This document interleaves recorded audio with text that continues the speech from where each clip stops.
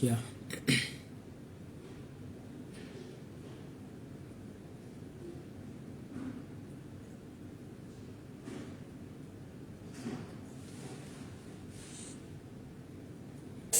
Nsanyusa okubalaba baganda bange, kansubire muli bulungi.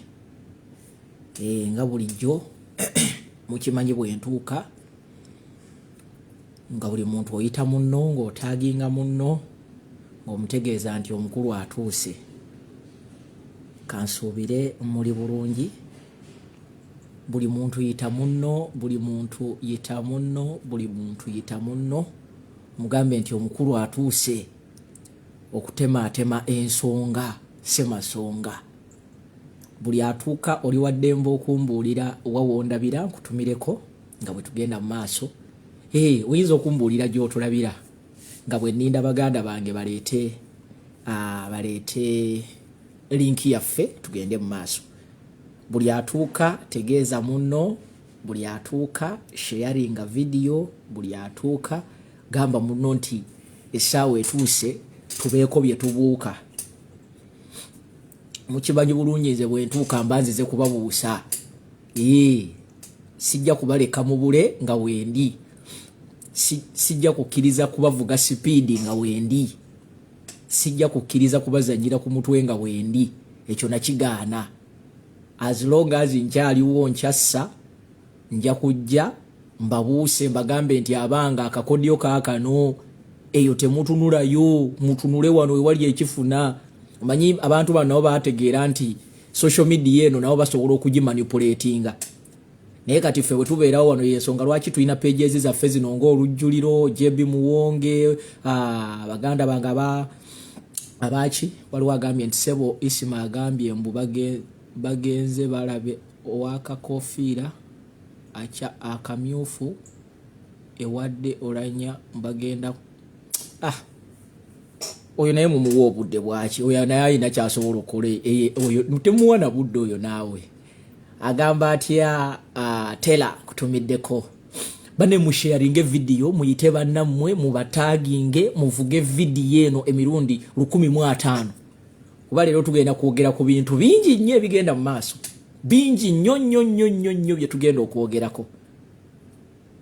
Era mbeegayiridde buli atuuka tegeeza munno, vuga video nga bwe tusabira baganda baffe abali mu kooti tetumanyi kigenda kuvaayo kubanga mukimanyi bulungi nti olunaku olwaleero baganda baffe bamachete Olivia Bakato lwe baddizibwa mu kooti. So tetumanyi kiri mu kooti katulinda abagenzeeyo okurepresentinga baganda baffe tulabe nga baleeta amawulire amalungi nga naffe bwe tukola ki nga naffe bwe tugenda mu maaso okubaako kye tubategeeza. Naye mbasaba muntagingireyo ku bayimbi wano, muntagingireyo ku bakomediani wano, muntagingireyo ku ba cultural leaders wano, muntagingireyo ku bantu be mumanyi bafaaza abapasita abalokole, mubantagingireko waneeno nange episeewo obubaka bwange. Muntagingire ku bantu awo, especially muntagingire ku bayimbi, muntagingire ku bakomediani, muntagingire ku bantu abalina ku influence. Tubeetaaga si lwakuba nti tubaagala nnyo naye kubanga eddoboozi lyammwe limataringa nnyo. So mubantagingire mubagambe nti omukulu atumbudde. Naye nga bwe mutaginga njagala okubeebaza baganda bange naddala abagenda mu maaso n'okulaba nga mulwanirira eggwanga. Njagala okubeebaza buli muntu ateekamu kaddata ke, buli muntu alina kyateekamu mu kulaba nga enjiri y'enkyukakyuka egenda mu maaso. Ngenda kubasaba ekintu kimu kyokka bwe kiti kye ngenda okubasaba, kuvuga video eno. Njagala n'okwebaza abantu abatwala obudde ne bajja ne batwala video zaffe zino ne bazitwala ku page zaabwe ne bazitwala ku YouTube, abantu baffe ne bazibuka amaaso. Ekyo nno bannange si kyangu, njagala okubeebaza.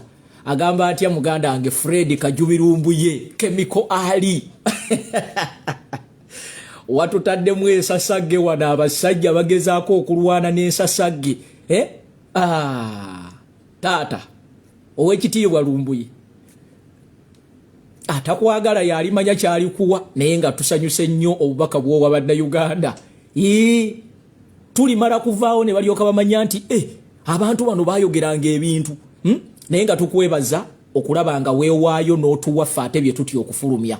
Mukama akutukuumire, Mukama akuwangaaze, Mukama akubeere olabe ku Uganda empya.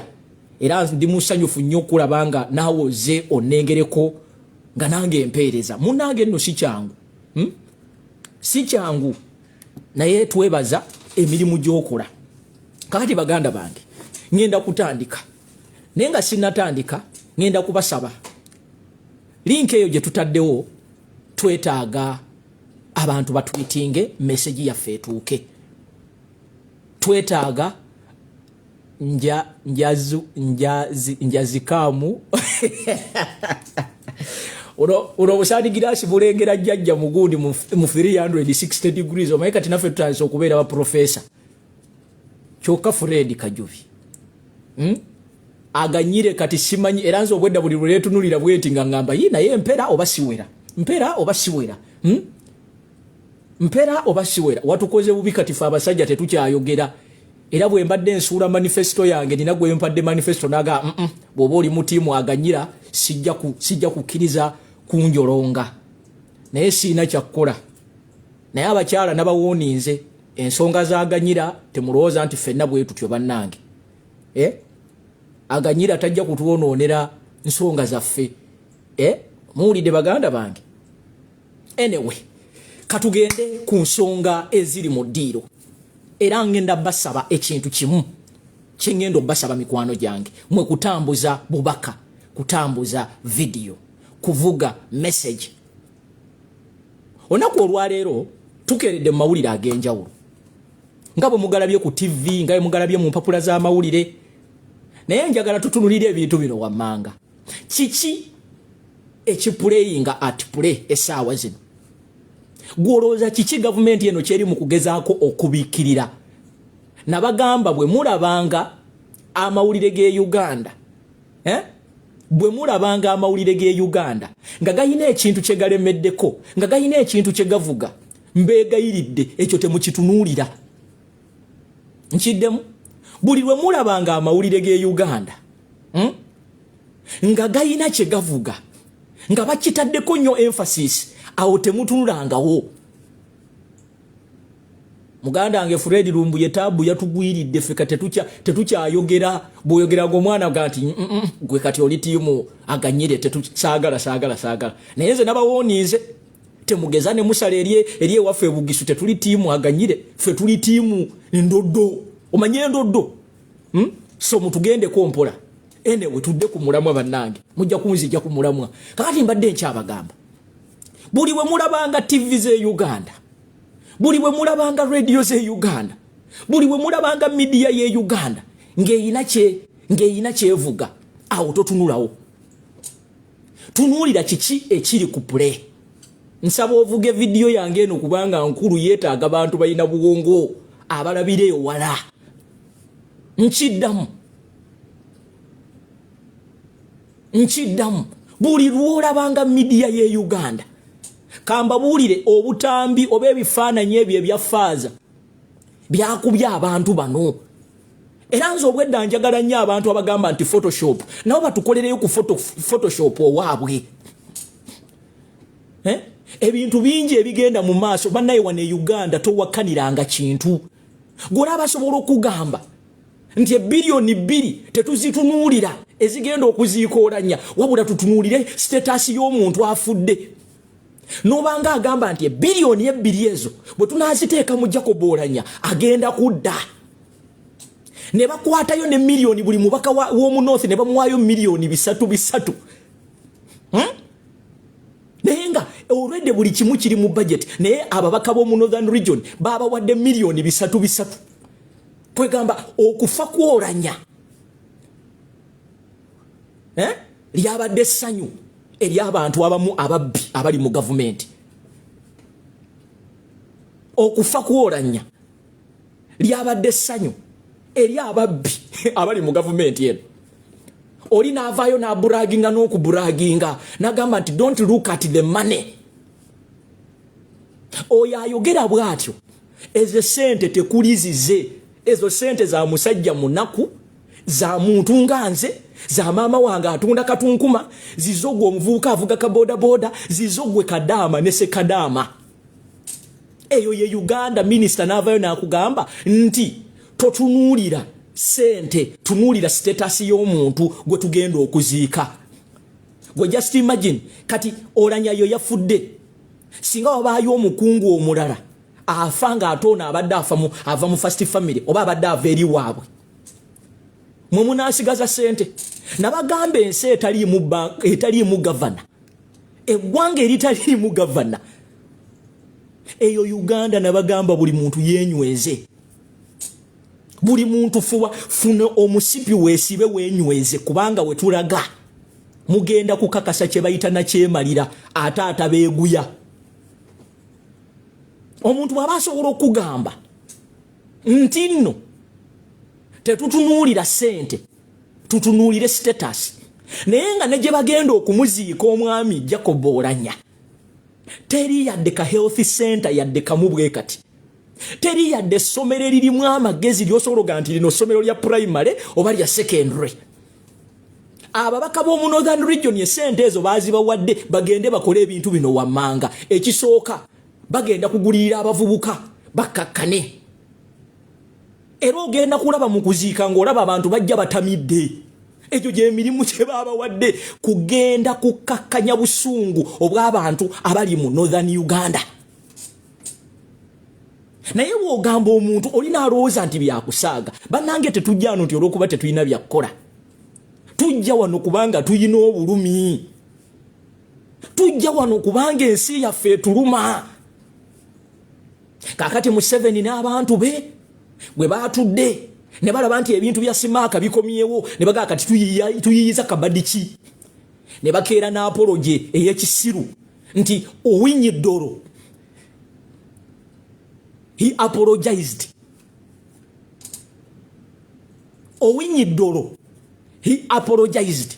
Wano wenjagala okusabira obwakabaka bwa Buganda ne TV za Buganda ne banna Uganda mwe mitwe gyammwe entegeera yammwe lwaki mukkiriza Museveni ne media ze zibategeerere. Winyi ddoro bwe yali akola statement y'okuvoola Obuganda ne Ssaabasajja Kabaka teyagiyisa mu mawulire. Yakikola enseemulaba batuwa akatambi kubanga tukimanyi bulungi wano mu Uganda buli kintu kisoboka. Gw'olabe olupapula nga red paper lwagenda ne luwandika ku mwana wa president Kyagulanyi Ssentamu nti Solomon Kampala ali mu ba homosexual. Kiki Museveni kyatasobola kukozesa mpapula za Uganda kuwandika article nti Winyi ddoro yeetonze. Bakimanyi obwongo bwammwe kyembabuwa kyebutwala. That is why Museveni atufuze emyaka gino gyonna kubanga akimanyi tetulemera ku nsonga. Akimanyi tetulemera ku nsonga. Akimanyi kasita abasuulamu akantu katono nnyo bwe kati nga muva ku mulamwa era ndabya abagwagwa munansonyiwa okubavuma. Amazima gali nti ndabya abagwagwa nti amaze ne yeetonda. Yeetondedde mu lupapula ki? Yeetondedde wa? Obukakafu buli ludda wa?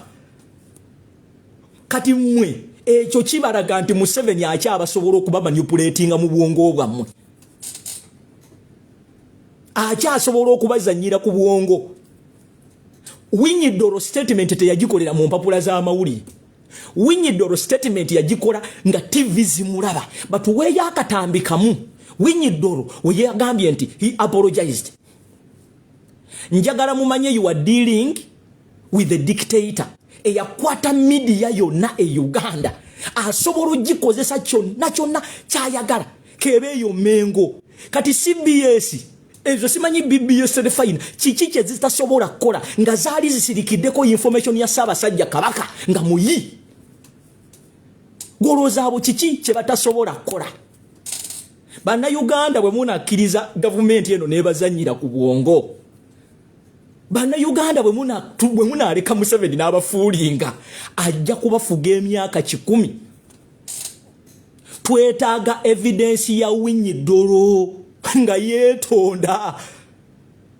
Mwendooza gavumenti eno temugitegeera butegeezi. Eno gavumenti eyeeprintingira articles negamba nti Uganda yekyasinza okubeeramu abantu abasanyufu. Eno government ya ine mpapula za new vision ezikuba ku machane zigamba ati Museveni abana Uganda bamuwagira 80%.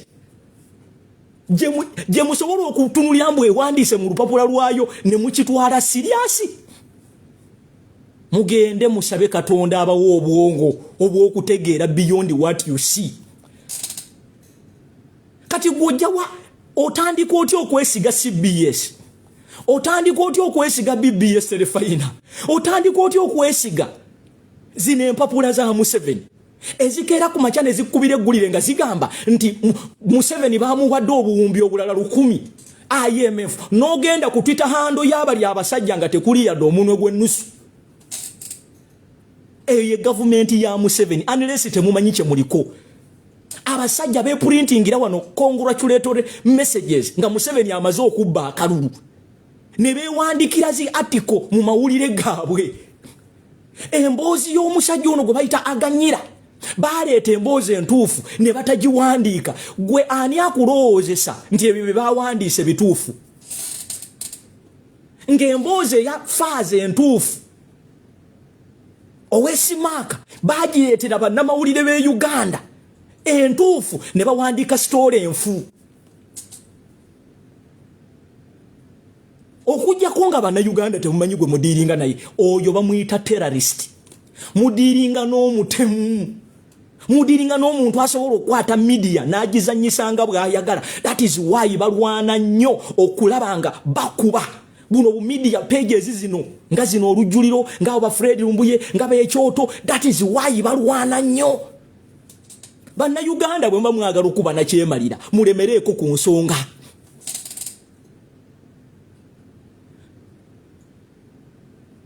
Winyidoro teyeetonderanga ko mu mpapula za mawulire. Winyidoro yakwata kazindaalo ng'ensi emulaba n'ajolonga Obuganda n'ajolonga Ssaabasajja Kabaka. Kati mmwe emitwe gyammwe bwe gibanga musobola okutegeera, musobola okukwata emitwe gyammwe ne mukkiriza bye bawandiise mu mawulire. Amawulire ge gamu agamanyi n'okuwandiika propaganda. Mwe mujjawa kansooke mbabuuze mujjawo obwesiga okwesiga gavumenti ya Museveni okujjako nga muyina ekikyamu mu mutwe. Ekyo ekibuuzo kyammwe ategedde gwe nvugira vidiyo yange etuuka eri abantu abayina amagezi.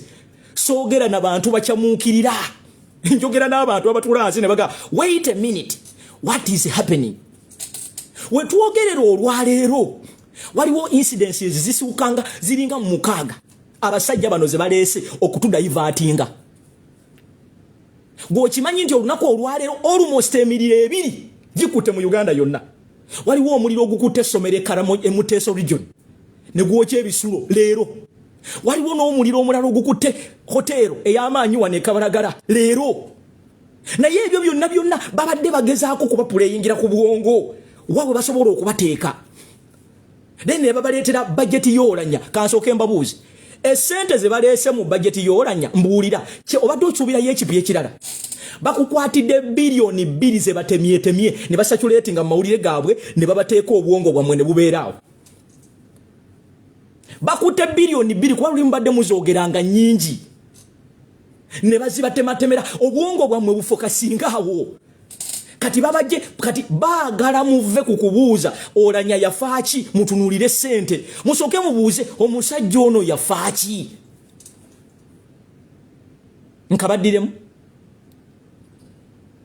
Nkabaddiremu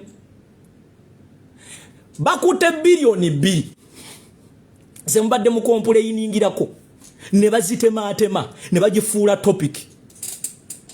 Already mukimanyi nti baatugamba budget egenda kumalawo billioni 2.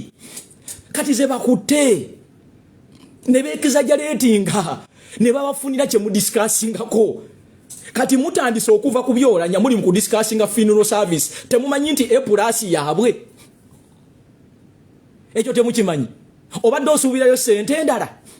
Bakukwatidde billioni zo 2 nga bw'obadde ozoogera nti nnyingi ne bazikutematemera. Kati obwongo bwo otandise ku discussinga funeral service A+.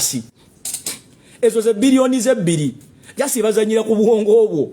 Batwistinga mindset yo. Bakujja ku kintu ky'olina okutunuulira.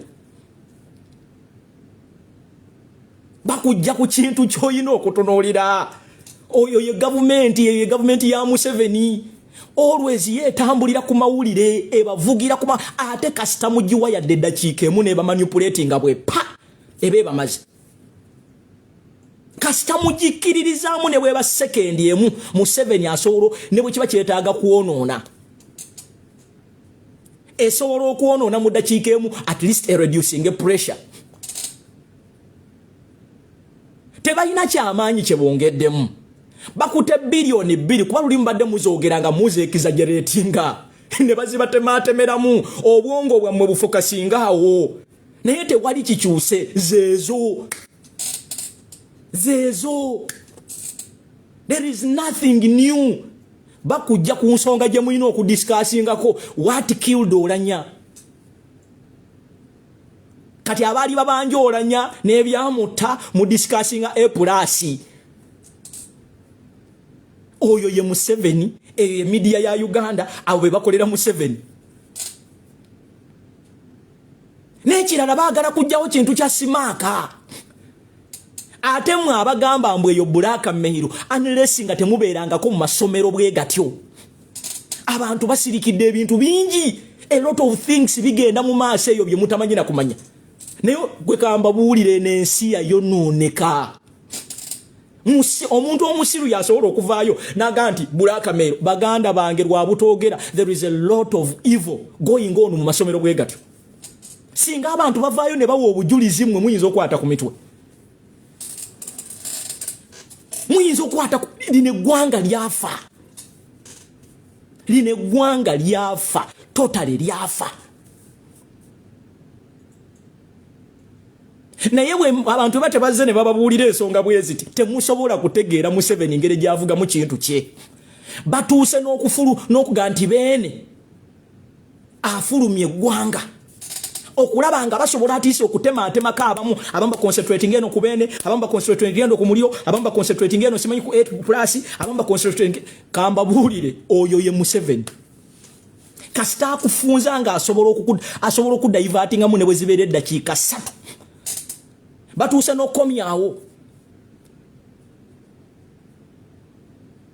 n'okomyawo katolu bwama nti afa eyo naye ebeere discussion. Muli kuba B, muli kuba C, muli kuba yaye, muli kuba kabaka propaganda. Kati namwe muyina okubeera very sharp, muyina okubeera steps ahead. Mujjukire tubadde n'ekintu ekirala ekibadde kikuta amawulire. Kyekya abantu abafiire Karamoja. N'ekirala waliwo kye mutali kulaba. Wenjogerere essaawa zino millions and millions of people from Congo ba refugee bali mu kuyingira Uganda. Eyo amawulire tegasobola kwatayo.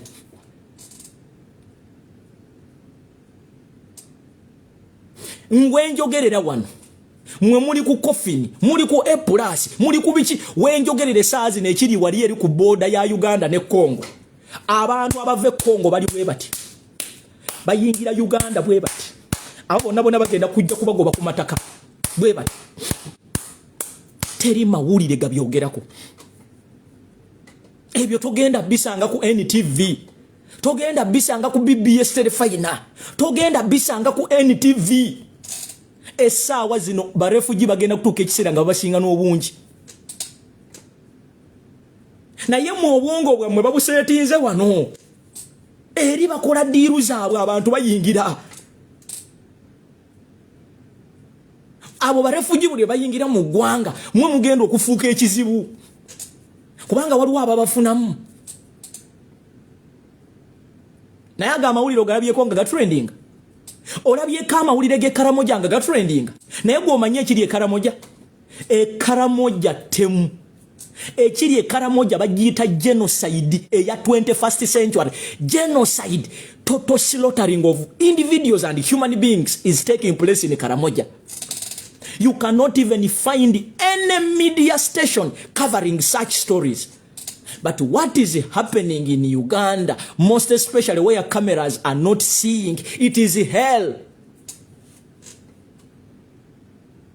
gwe obwongo babulimitinze wano mu Kampala munywera bia obwongo babulimitinze wano kubanga bamanyi nti mwe abantu bawana abasinga muchamuukirira nnyo ekiri wali eri ku boda ya Uganda ne Congo omurefugi yekka ali mu kuyingira wano mu ggwanga lyo mu myezi egi mugenda kuba temulina mataka mu myezi egi ekiri wali ekkaramoja lufula bakwata omuntu omulamba ne bamutematema bwe bati ne bamuteeka wali ng'ebyokulabisa ng'ekyokulabako ebyo togenda biraba anyway togenda biraba nga ba MP b'omu Northern babyogerako togenda biraba ku TV yonna mu Kampala wano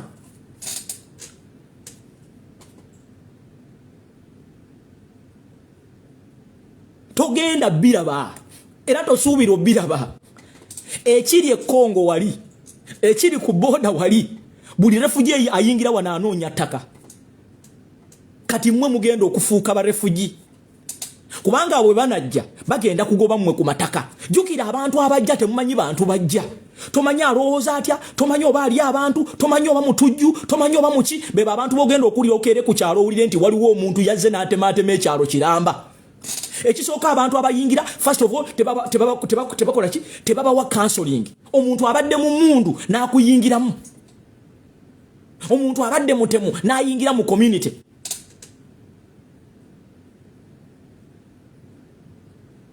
abantu abajja tewali we bateeka nti oba banange katubateeke wano tusooke tubaddaabirize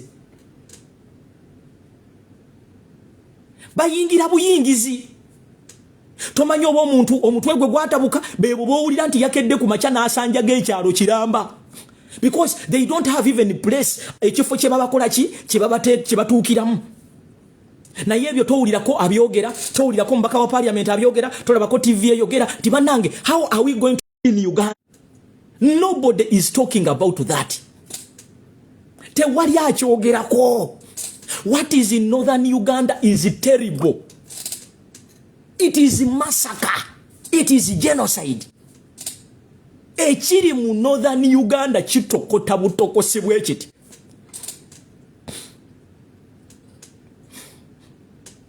agamba atya liisi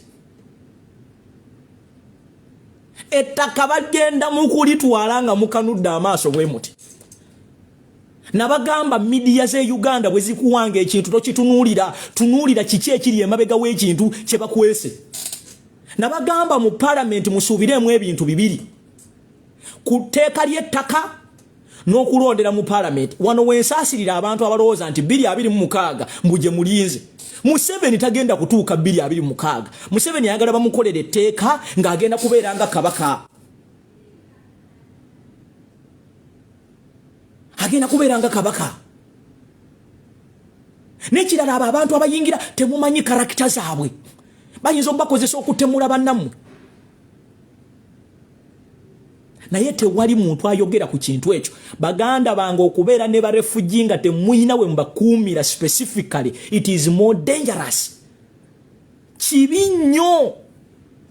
nnyo kubanga omuntu gwe baleese tomanyi karakita ze tomanyi kiki ekimunyiiza tomanyi kiki ekimusanyusa bebo bowulira n'akeera ku maca ne musanga nga yasse ekyalo kiramba wembuulirayo concentration camp webateeka ba refugee webatuukira ng'okufuluma balina okufuna olukusa muno mu Uganda mwokamoka mwojja omuntu abadde Sudan mu mundu n'omuteeka mu bantu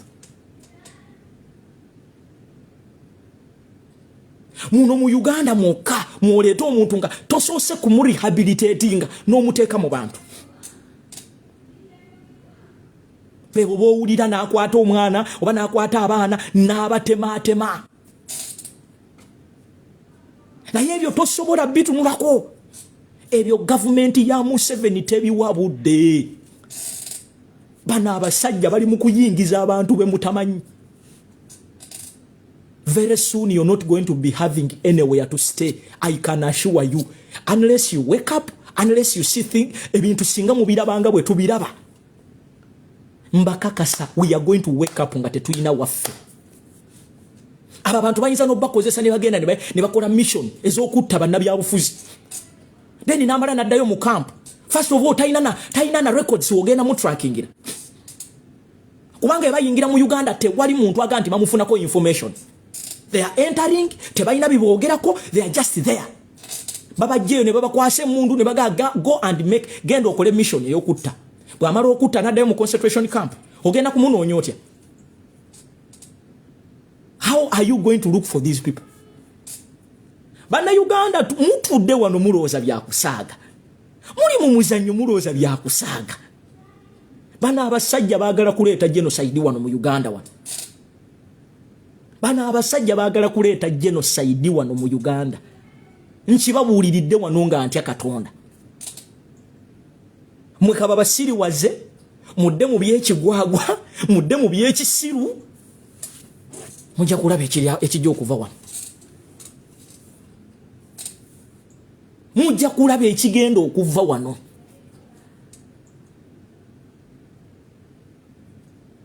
Gwe teweebuuza nsi ki ezaaniriza abarefugi nga Uganda? Ani yali ababuuliddeko abatalabaani be twagenda okukima gye baalaga? Wano wensaasiye abantu abagenda mu bidongo bannange. Muzungazunga wano bajja bakuba mu bbomu. Muzungazunga wano bajja bakuba mu bbomu. Bana abasajja they can do anything okusigala mu buyinza. They can do anything. Okibanga kisobola okuteekawo ensasagge oba kisobola okutiisa banna Uganda n'okuttabata. Bana abasajja okutta abantu 100 si mawulire. Ng'olina gavumenti eyagenda eruweero n'erekayo abantu 500,000 people nga bafu. Gw'osuubira kiki kye batasobola kukola? Mumanyi ekiri mu Northern Uganda? Mumanyi ekiri e Karamoja? My fellow Ugandans, there is genocide going on in Karamoja. They are murdering people. They are killing innocent people in pretense of cattle wrestling. Mwe banna Uganda mwe mukyasaagasaaga n'abasajja bano. These people are not human. Bana abantu tebali human. If somebody went to Ruwero and murdered 500,000 Ugandans, mwokuba waayo ne mutulikamu just abantu 200 si mawulire. Ate kambawulire bana abantu tewali kye batasobola kukola. Ne bwe kuba kutokyalinga kujja mu maaso babisobola.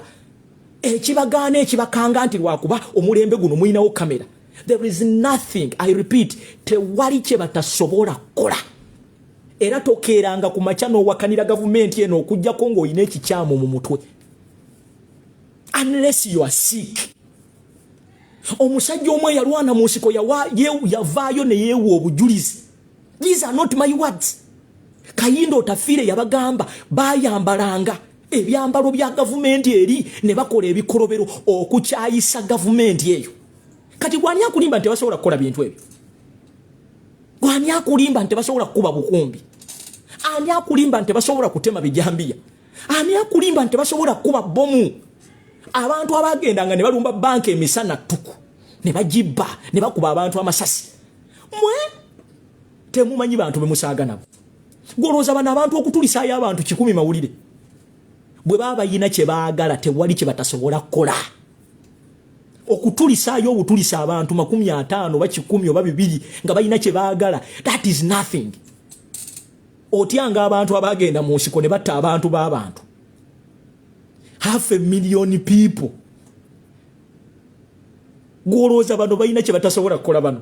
Era ntunulira abantu nga baga nti obutambi obwo buyitingana, that is propaganda. Soko obabuuze mu nsiko nga bannamwe bennyini baawo obujulizi ne baga nti mwabikolanga.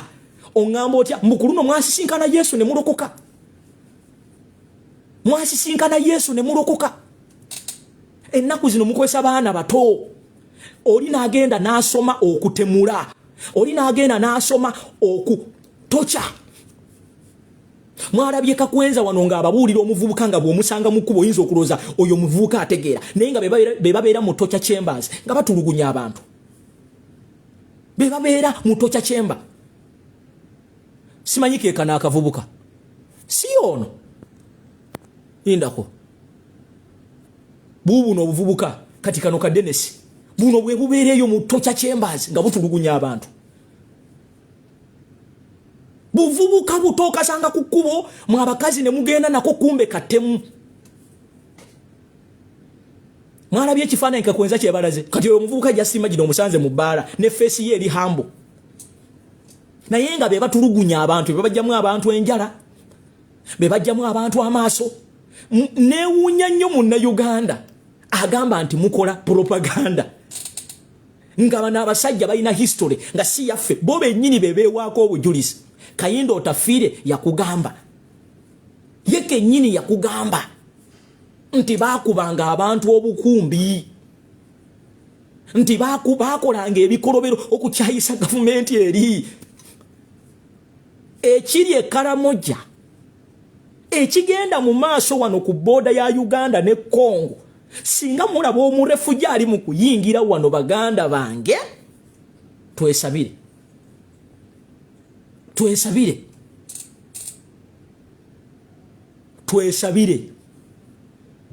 that is why tebaagala bantu boogere gwe noveri nogamba mbu simanyi oyo omuvubuka gwe baalaze mu katambi mu propaganda eno gavumenti erina kyetasobola kukola oli yavaayo n'agamba noga nti kakwenza yeeruma kakwenza awaayiriza kyogamba ne chairman wa NRM ekamwenge yali awaayiriza omusajja gwe baaraganga bamukubye bamuchunyiza bamusise n'ennyama ono komuredi waffe ow'ekasese yali awaayiriza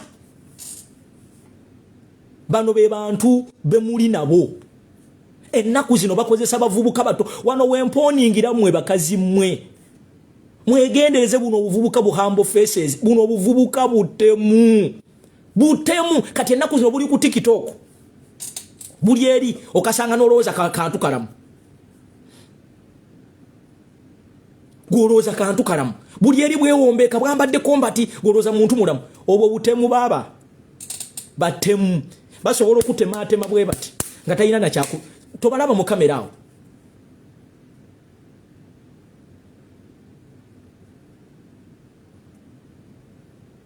tobalaba mu kamera n'olowooza nti bantu ng'omuntu agenda nayo gwe kamba buli Bannayuganda bannanyini nsi tuzuukuke eno gavumenti teyina kyetasobola kukola baganda bange I swear upon the living God eno gavumenti teyina kyeyinza butakola era nze neewuunya omuntu atule naga nti bawaayiriza bano tebabawaayiriza sooka obuuze ekibuuzo bo bajja batya how did they come bajja bayuwa musaayi gwani yakugamba nti baalokoka kyogamba emize gyabwe baagirekayo ng'oyina ne mutabani wa Museveni akola tweet n'agamba nti we are going to bring hell oyo no yakulira UPDF n'akola tweet nga tayina na kyatidde with confidence n'agamba we are going to bring for you hell oyo yakulira UPDF gwe mbuulirayo UPDF sojo waddala asobola okukola tweet bwetyo ne batamusiba Muhooza asobola okukola tweet n'agamba we are going to bring evil we are going to bring hell to you ne watabayadde amukuba ku mukono kakati oyo bw'abanga ye komanda goloza kati bano bakupolo bakoleki kuba bakugamba nti order ya jeshi ni order simanyi ya afande oyo Muhoozi yakulira SFC ekwata magaro n'esuna abantu nebajjamu amaaso buno obuvubuka bwe batraininga ne babateekamu sente nno sente zammwe ne babatwala simanyi Russia ne babatwala simanyi UK ne babatraining okutulugunya bino si byange Muhoozi nga commander land forces nokola tweet egamba nti we are going to bring hell to you. Can you talk? Osobola okwogera ekigambo bwe kityo nga gwe oli ku high ranking gundi bwetyo kweri. So bana Uganda mulekerao kutunulira ebibozibozi bana abasajja bye babawa. Genocide is going on in Karamoja here. Ekiri wali Kongo kitokota sikisaanikire naye ebyo byonna byonna ffe tugenda okusasulira abatayina na kye tumanyi. Ebanja lye batubanje Kongo ffe tugenda okusasula ffe tetutumanga ko muntu yenna Kongo. Nze situmanga ko muntu yenna Kongo. Naye nze ngenda okusasula amabanja ako ne baganda bange ne famile zange nze siryanga ku sente ya Museveni. Museveni tansomesangako.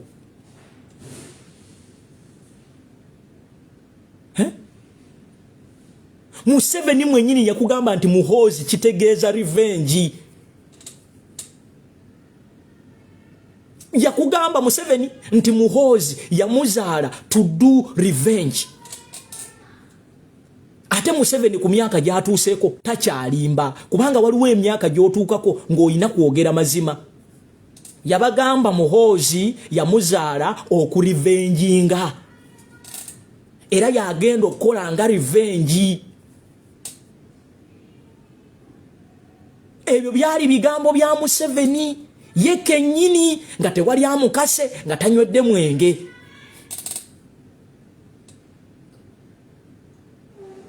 Kati bw'osanga kuno obuvubuka bwe nga bwebuzaabuza bwe bakwata abantu ne bacunya ng'obuvubuka buno bwasasula nga bujja. You are promoting propaganda, you are promoting hate. Mulowooza ffe tuli baana bato tetumanyi between propaganda and hate?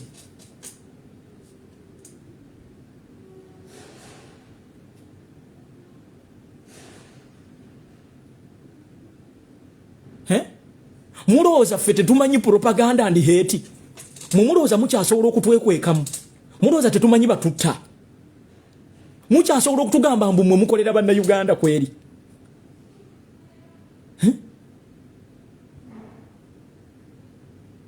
Buli kuno buhayadi gunizi buhayadi refugee bujja ne bukomenti nga bayire temubuwana budde. Buno busasulwa bulinayo gye butuula ne babugamba mugende mu commenting awo muba disorganizing. Temubuwa budde muwulize bye mbagamba. These are hired bamulikas. Ngaka kwenza bwe yabayita. Naye nze nabagamba ekintu kimu. Mmwe mutegeera amazima ababatta nti si bannayuganda. Kasita munaategeera ne mubuulira amazima abaana bammwe. Omanye abantu bano batya ekintu kimu. That is why babadde bawaga owinyiddolo. Babadde bawaga Mau ne bamulekayo.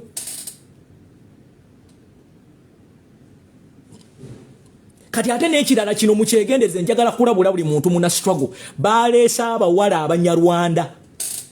Nkiddamu baleesa abawala Abanyarwanda. Batambuza butwa. Nkiddamu wane Uganda obutwa mmere. Bahayarinza abawala Abanyarwanda. Batambula bagaba obutwa. Mwababaka ba parliament mwegendereza obuzindaalo bwe mukozesa. Mwabakuba ku ndongo mwegendereze ebintu bye munywa. Bw'oba ogenze mu ndongo n'ogula ecupa ye ya bbiya togirekaawo, at least genda nayo mu kinaabiro. Bw'okomawo nga nzigule oba obadde olina omuntu gw'osanze mu bbaala toginywa.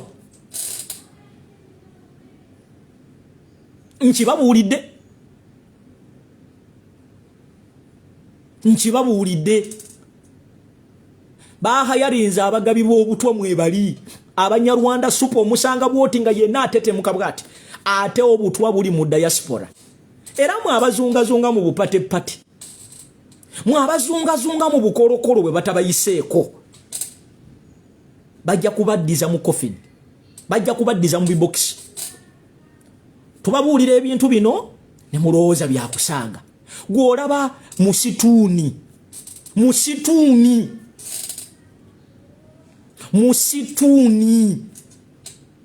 eri tumwine ajja mu public nga n'akazindaalo akateekako akatambawaala.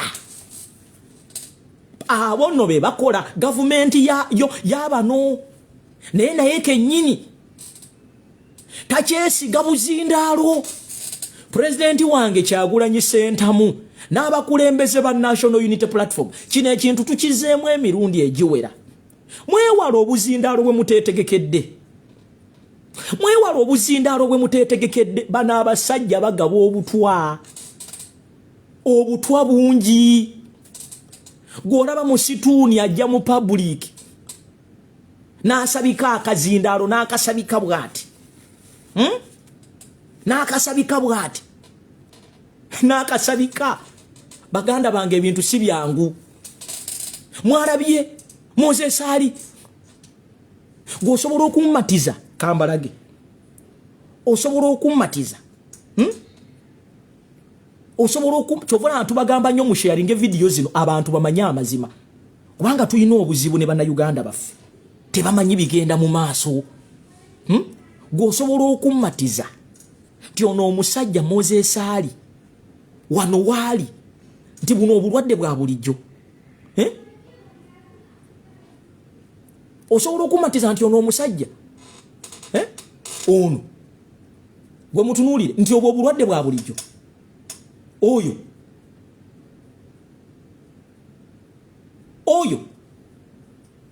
obwo obulwadde bwa bulijjo obwo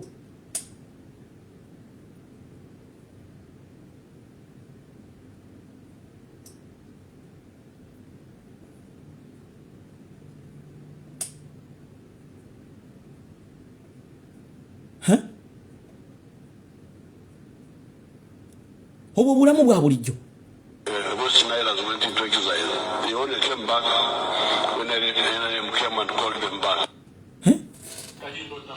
Kakati kambazanyireka audio wano nga si kangi kyemanyi mwakawulirako omusajja gwe bayita Kazora bwati ye bwalaba politics owe Uganda muwulirize bulungi nga bwe mutweetinga omanyi banna Uganda beerabize bino si bigambo byange era ono si propaganda bino bigambo bya musajja gwe bayita Kazora yali mu government ya Museveni wulira Museveni bwalooza kugundi ku politics wa Uganda era bwalaba ebifo byabagabira muwulire The president calls us to Rwachura as Banyankole now. And he says, I have called you here to teach you politics. Then he said, now look at this woman called Spirituosa Wandera Kazumu. She thinks she's a vice president. That thing, the Honorable Kazumu was a vice president. I appointed her for 3 reasons. Now the Wasonga love me. Ebyo si bigambo byaffe. They think I'm a good person. Kana akatambi je kali. The Catholic think I have appointed a Catholic. I'm a good person. Miriam was sitting there. Then he said, the women like this Miriam Matembe think I'm wonderful. I have appointed a woman. But what does Kazwe do? This is somebody's vice president. And people started laughing. Remember that caucus of Kategaya, Otafire, Luzindana, Nasasra, Rwanita, Kazora, Karhanga, Gumagumsisa, Winnivianima. That was the type telling us. And people laughed. Then he said, there is this JJ. JJ was the army commander. He said, this JJ, he also thinks he's an army commander. Can he even transfer a section commander? The section is the smallest unit of about 12 people. Can he? He looked at us. But when he goes to station with mounted jeeps and the soldiers jump off, they will just think I'm a good person. But who is JJ? Imagine. Then he turned to Porcor. I'm glad I'm saying this when a helicopter is moving. He said, when Porcor flies to Karamoja in a helicopter, and it is the way it is doing, and it lands, and the women just pick the brass, that it is some medicine for their children. They say that Museveni is a good person, he has appointed one of us. But what intelligence does Procor give me? When I ask him, he says, on one hand and on the other. I don't know which hand to take. People laughed as you were laughing. It is amusing. When my time came to speak, and then he went to Rugunda. He said, there is this Muchika, Rugunda. When I asked him, what do we do? He said, Turabaha Mashanyarazi, Ndugu, Turabaha Mashanyarazi. What are you going to do with electricity when people are not producing? I think that time Rugunda was speak. Of course, Her Excellency Kazwe, I had recruited her at LC1 when I was the specialist administrator program. And we had become friends. I felt hard. I said, but Mr. President, surely you are telling us you don't have a vice president, you don't have an army commander, you don't have a director general of intelligence. What government are you running? He laughed, said Kazwa. That's why you are here, to learn politics. Ladies and gentlemen, read the book and learn politics.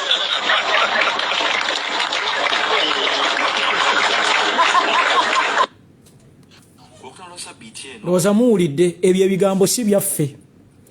Oyo gwe bayita Kazora kyemmanyi aba NRM bamumanyi. Temufaayo kuba n'ababavuma. Babavuma kubanga ge mazima ge bataagala muwulire. Bwe tujja ne tubaga nti bannange mwebeereremu kambalage ka vidiyo aka kyemmanyi bannayuganda baage mbaagalako ekintu kimu mulibeera bize. Naye bwe mubeera abeera bize ffe tukomawo ne tubazza mu layini. Kamba weeyo omuntu omu omulala akonfaminga nti obutwa buli riyo mu gavumenti ye mwe yava katuleete. Gwe tambuza butambuza kantu ffe tutambule. Bino si propaganda. Yensonga lwaki bano abantu baagala nnyo. Yensonga lwaki bino ebintu baali bamanyi abantu tebali bitegeera. That is why balwana nnyo okuggala social media bino abantu baleme kubyogerako. Kati ono yali ame commander. Era mu katu video mbadde mukalaba. Naye obuzibu mwina bannayuganda mulibeera bize. Kamba playing tewali akeditins. Ye kennyini nga yeewera obujulizi. Katugende mu maaso. I was inside there. We are more frightened than you people who are outside. When we are in that army. I spent 5 years in that army. I could never eat in a hotel. I could never attend a function and take a soda because I feared poison. MPs don't eat in their canteen. No. People don't drink water even when they go to these big men's functions. Everybody carries his small water in his jacket. This is the country we are living in. Ask your ministers when they are called for state, for cabinet. And you come and you tell us everything is okay. It is okay. It is okay when a member of the high command, when we are going to meet everybody, packs a chapati in the pocket. From Busa. It means there is a serious problem in the country. It means there is a serious problem, which we need to resolve. But people do not understand that. They think if the people, we who are inside the army, inside the cabinet, inside the parliament, cannot trust each other, you cannot serve meat and I take it. Forget about other things. Then how can you build a country now? Kakati oba abaye NRM mugamba nti kyogamba ebyo nze mbigasse. Kati bwe tujja tubagamba bannaye abakulembeze baffe naddala aba National Unity kuba kati mwe target. Kati bwe mulaba bono obuvubuka obujjajja kuno obusinga bubeera bwa security. Obusinga buba busasule nga bugezaako just kuba diverting muleme kupayinga attention. Bino si byange.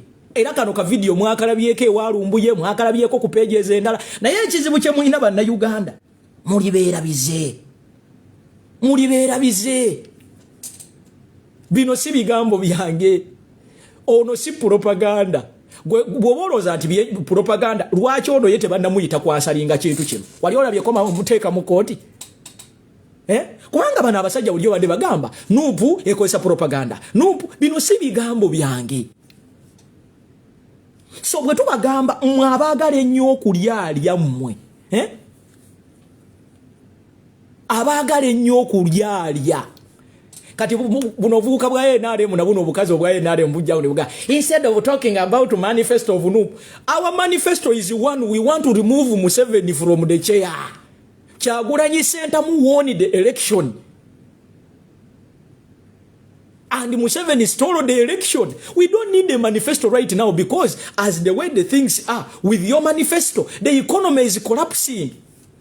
With your manifesto, we don't have a governor bank of Uganda. These are not my words, my friend. Ate mwabaye nale mutemulina kye mutugamba. Temulina kye mutugamba. Everything is on paper. Buli kye mukoze. The people who are stealing land, they are from one village. I've not heard any Mugisu stealing people's land. I've not heard any Musoga or any what. It is just a clique of people. The problem you're going to face is one. We no longer use propaganda. We use facts. Yesterday, you denied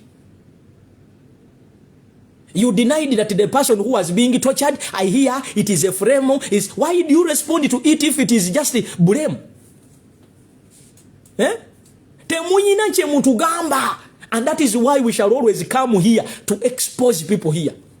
Bine ebyokutuula ku NTV ne balinda amawulire ge bamaze okusengejja wano tewali editor, wano tewali producer, wano tukuwa kye bayita raw information without editing.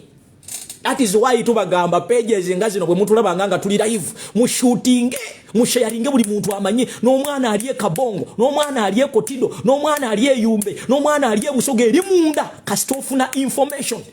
Nabagamba the country suffers because of lack of information. When you get information, omuntu asobola kujja kusiriwaza. The moment you get information, nobody can fool you around. That is why, because these people have known that they can no longer debate issues, they can no longer lie to the public, they are now planning to moot a bill of being voted in parliament. The reason is they are fearing to go to the people. They are looking for the ways of bringing their son, I hear Muhoozi, to be passed in the parliament because he is a reject. He was rejected. Everywhere he is rejected. His support is it is a paid up support. It is not the support from the Lord, the Mutima. You are selling somebody who cannot even speak in public for 2 minutes. I challenge him to speak in the public for 2 minutes. 2 minutes. He's just hiding there in fake accounts with these hired refugees. Our commander, high command. Our commander, high command. Our command. A commander who cannot even say anything. Let him come to the public. Talk for only 5 minutes. He cannot. He cannot. He's on what they call the hired support of these refugees who came from Rwanda. They are Congo, Burundi, where. You find them on Facebook, Twitter. Every tweet they tweet, they are given 100,000. They are given 50. For us, we tweet here for free. We tweet here for free. Free. Wanote wali webabula kwogera kubigenda mu maaso. NRM buli kye boogera bamala kuba wa sente.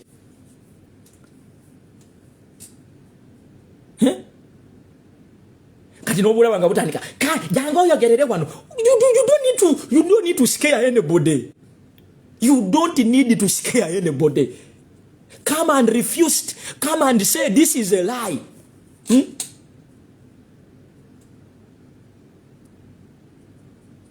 This generation is very hard, my friend.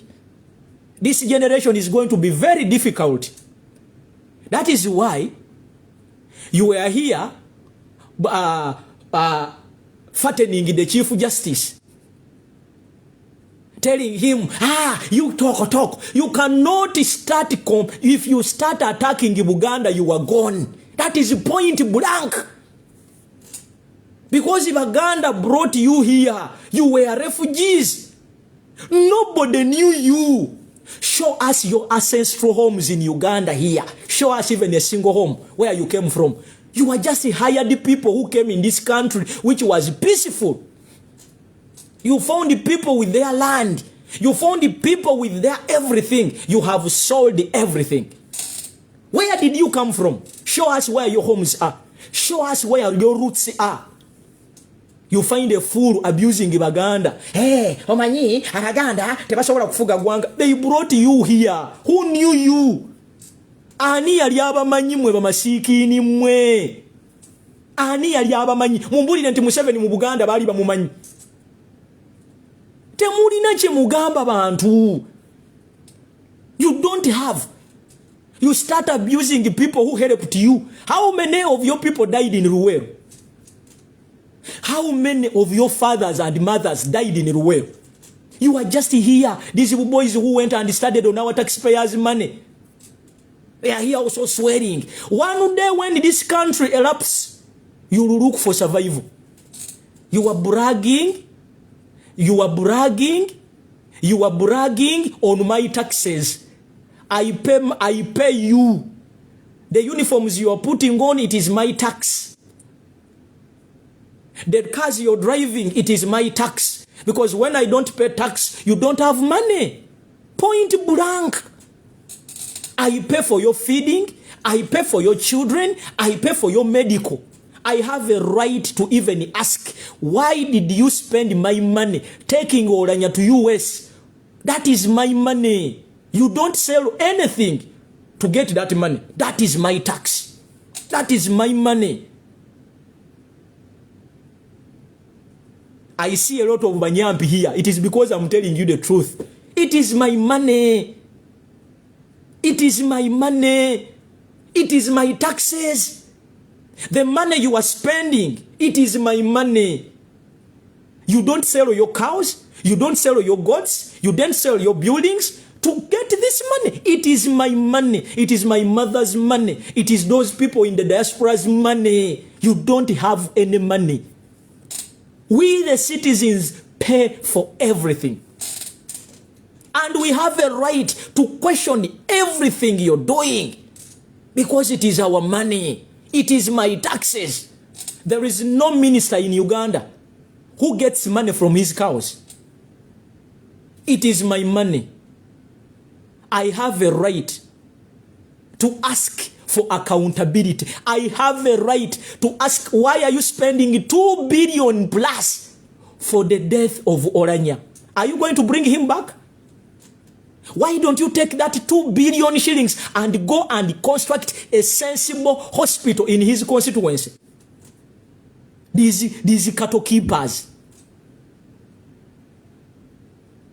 these goonies,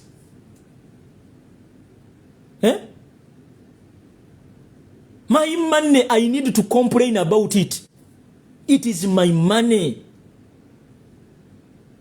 It is my money. Don't even stand here to start telling Ugandans, why are you talking about money? It is their money. They struggle so hard. They wake up in the morning to go and look for this money. You fools who came here without anything, you are the one taking their money.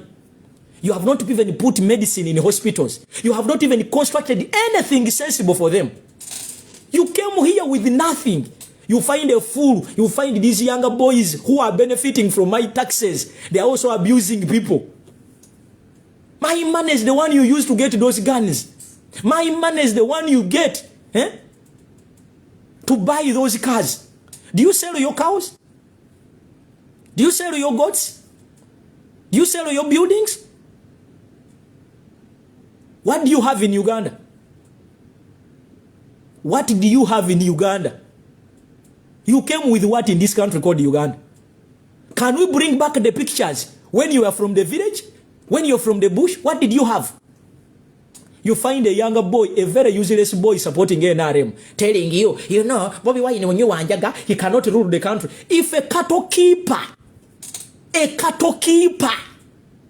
who had nothing, who came in this country with nothing, has been here for almost 40 years. How about this gentleman? In his 20s, he had the most expensive car. He had the most successful home.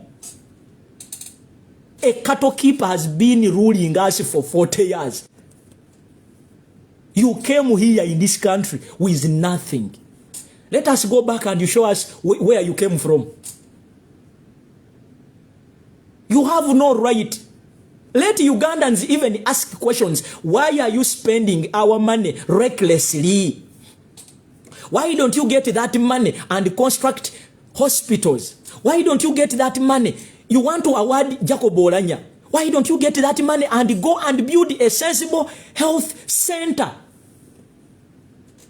Go and build something tangible in his constituency, in remembrance of his name. Go and at least go and build a hospital. Go and build at least a primary school. If you want to remember him. The money comes from a constituency which does not even have even 3 ambulances in the whole constituency. You are here spending people's money. You are spending 2.7 billion.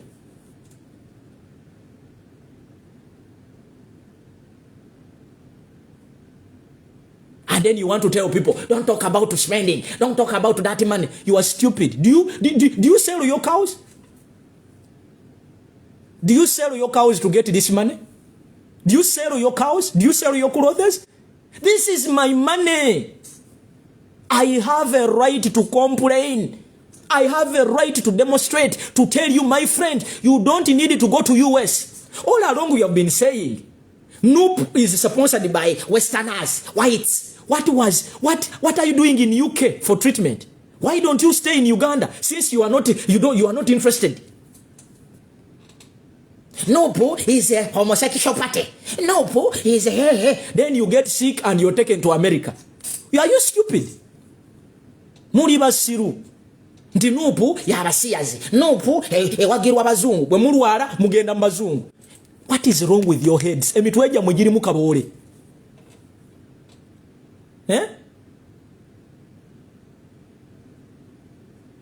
Aba NUP bawagirwa abazungu. Omanyife nga aba NRM tetulina kye twetaaga mu America. When your speaker gets sick, he goes to America. When your ministers get sick, they are in the UK for treatment. When your MPs are sick, they are in Germany for treatment. And you are the same fools saying you are not interested in going abroad. You are stupid.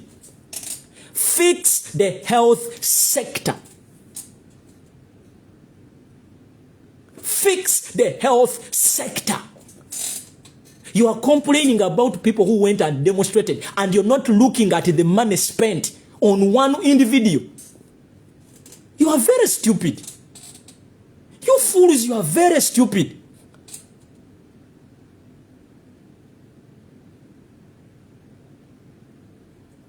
NRM tewagira Bobi Wine abamuwagira basiyazi, and your people are running to the countries overseas. Oba NRM mutegeera ddi? Aba NUP sente bazijja mu basiyazi, mwate mugenda kubajjanjabira mu basiyazi. Lwaki temusigale Uganda ne bajjanjabira wano e Mulago? Musigale wano Kenya munoonyaayo ki? Why do you go to Kenya? Why do you go to America? Why do you go to UK? Why do you go to Germany? Why do you go to France? Why are your children not studying in the schools that we study from? Why are they studying in America? If you want to remember Jacob Oranya, why don't you get that money and build a sensible school in his constituency in remembrance of his name? If you really want him so much and you want to appreciate him, why don't you do that? But you're just fighting to eat this money. You are fighting to eat this money because it is a budget. You have to finish this money. That you love Jacobo, you want to give him a decent burial. Will he come back? If you want to remember somebody and you are serious and you feel that Jacobo Oranya did something for you, the NRM, what have you left there for him to be remembered? You are only cutting deals. Go and construct at least a primary hospital in his constituency for his name to be remembered. If you want to show us that, hey, we are bad, the people who are talking here are so bad, you are the most useless people. You are the most ungrateful, you are the most selfish people. The man died. The man, his body had not even reached the country. You were fighting for his position. This kind of greed. You are a minister and you're throwing away the post to run and compete. And And then you are here, hey, you know, we have to give Jacob Olanya a decent burial. That one will not bring him back.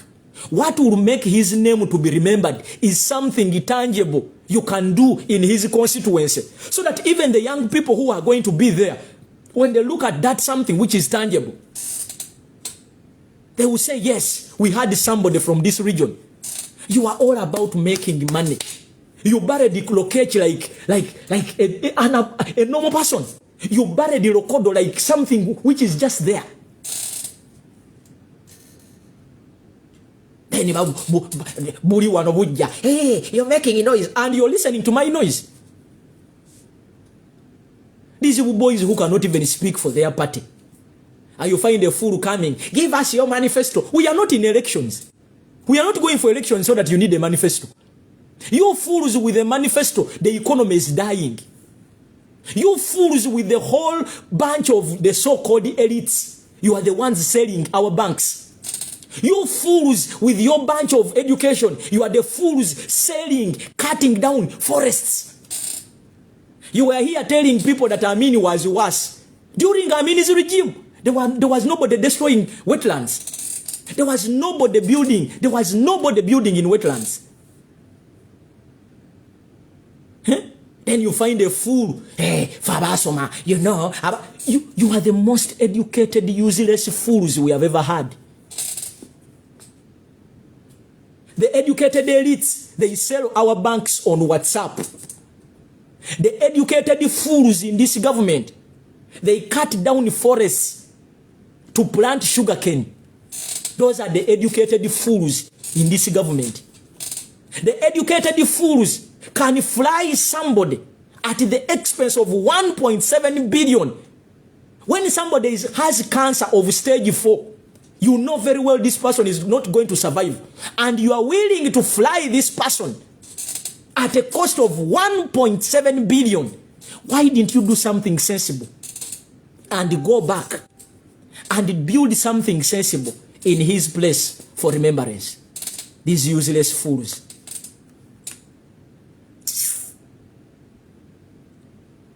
The progress, we are securing your future. Which future are you securing? Eh? Tell us any future you are securing for Ugandans. Eh? Tell us any future you are securing for Ugandans. You are too bad. You guys, you are evil. Then somebody will tell you, Omanyi, kakati, nupu, telina manifesto.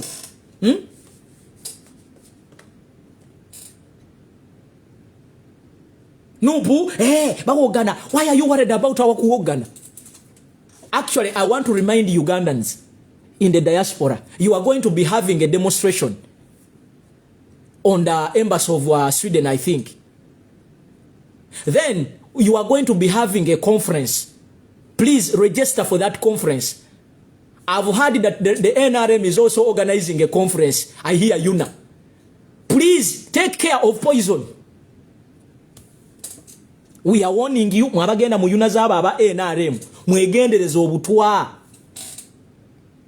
Mwegendereza obutwa. Abagenda ogenda mwebyo biyuna byabwe ebya NRM. Ebitegekeddwa NRM. Mukimanyi nti yunene eriwo ya NRM. So mwegendereze.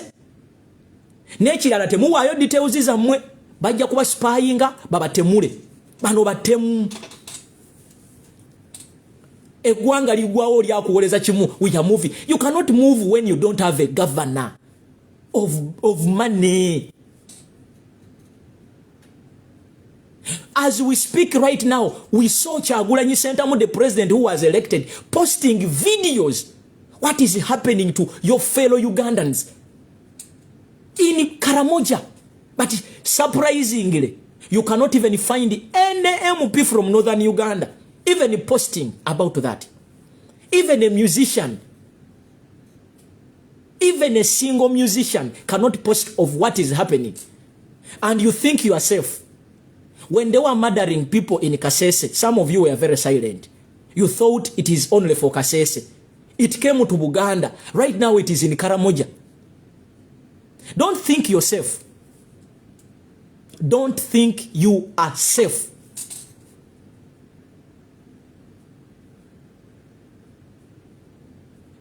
When the country is rotten,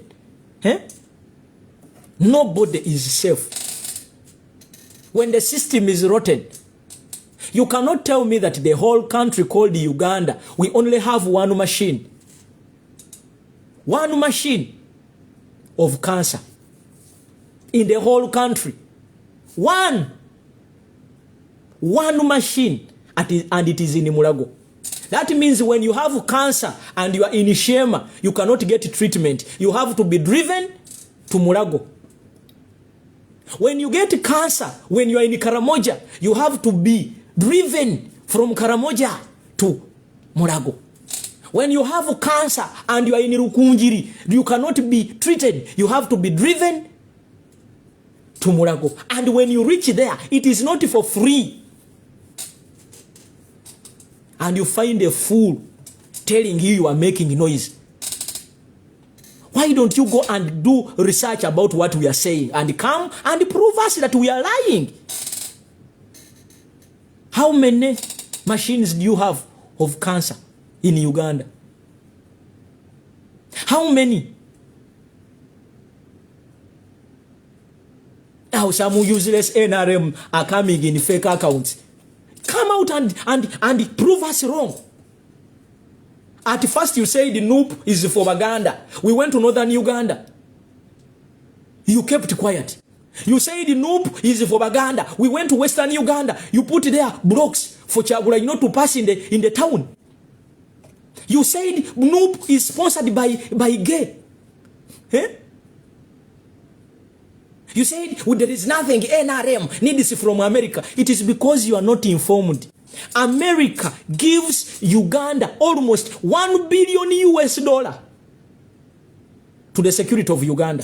And you find a fool telling you there is nothing we benefit from America. Do you make COVID vaccines? Do you make COVID vaccines? You are receiving from America. You are just paupers. You are just refugees. They are just helping us. Do you make, how many tabs do you make? You are receiving everything for free. And I always see useless NRM fools on Twitter thanking US. Thank you very much for that peace. Thank you very much for helping Uganda. Thank you very much for the unity. And then you see a fool coming here saying, America does it. Tetuina chetuagala mu America. Muine dagali ya COVID. Since we had COVID, you have been receiving everything for free. Buli kintu mufuna kya bwerere. Empekeze mugambe za sirimu mufuna za bwerere. Mumbulire ye Uganda kyemuyina kimutunde ebweru.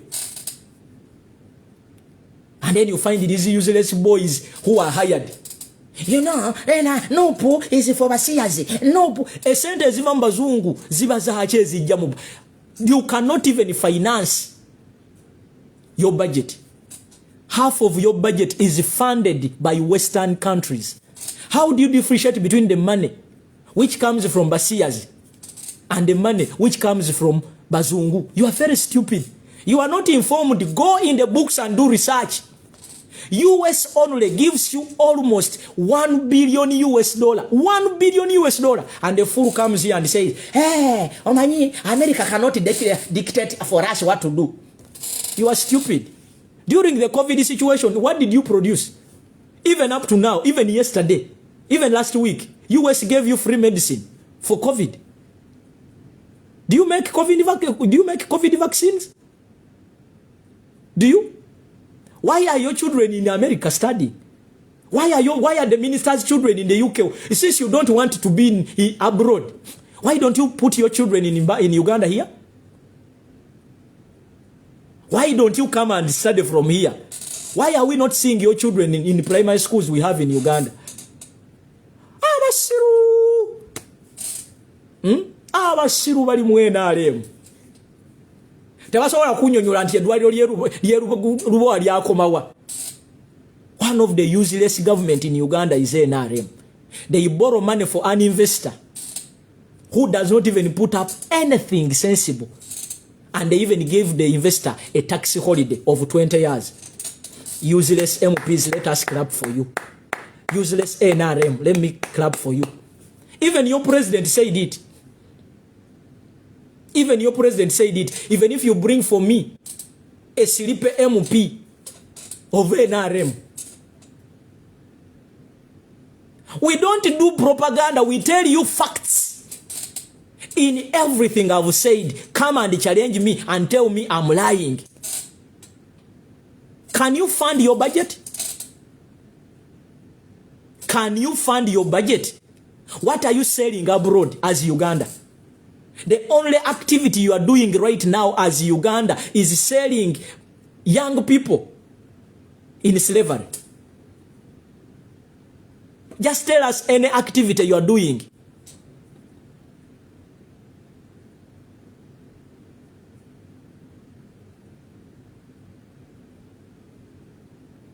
You know, I see some of you saying, no poo, just shouting. No poo, they don't have facts. Let us go on facts. Can you facilitate your budget?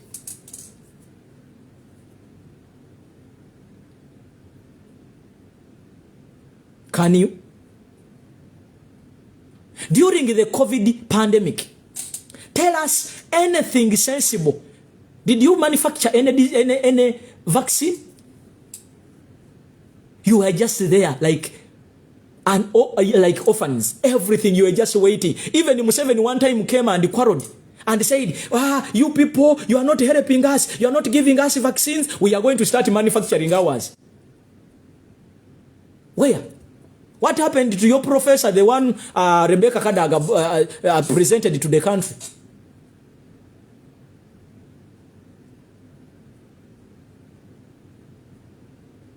Come here and tell us. Comment here and tell us. Can you facilitate your budget as NRM? Come here and deny that you don't receive $1 billion from the US.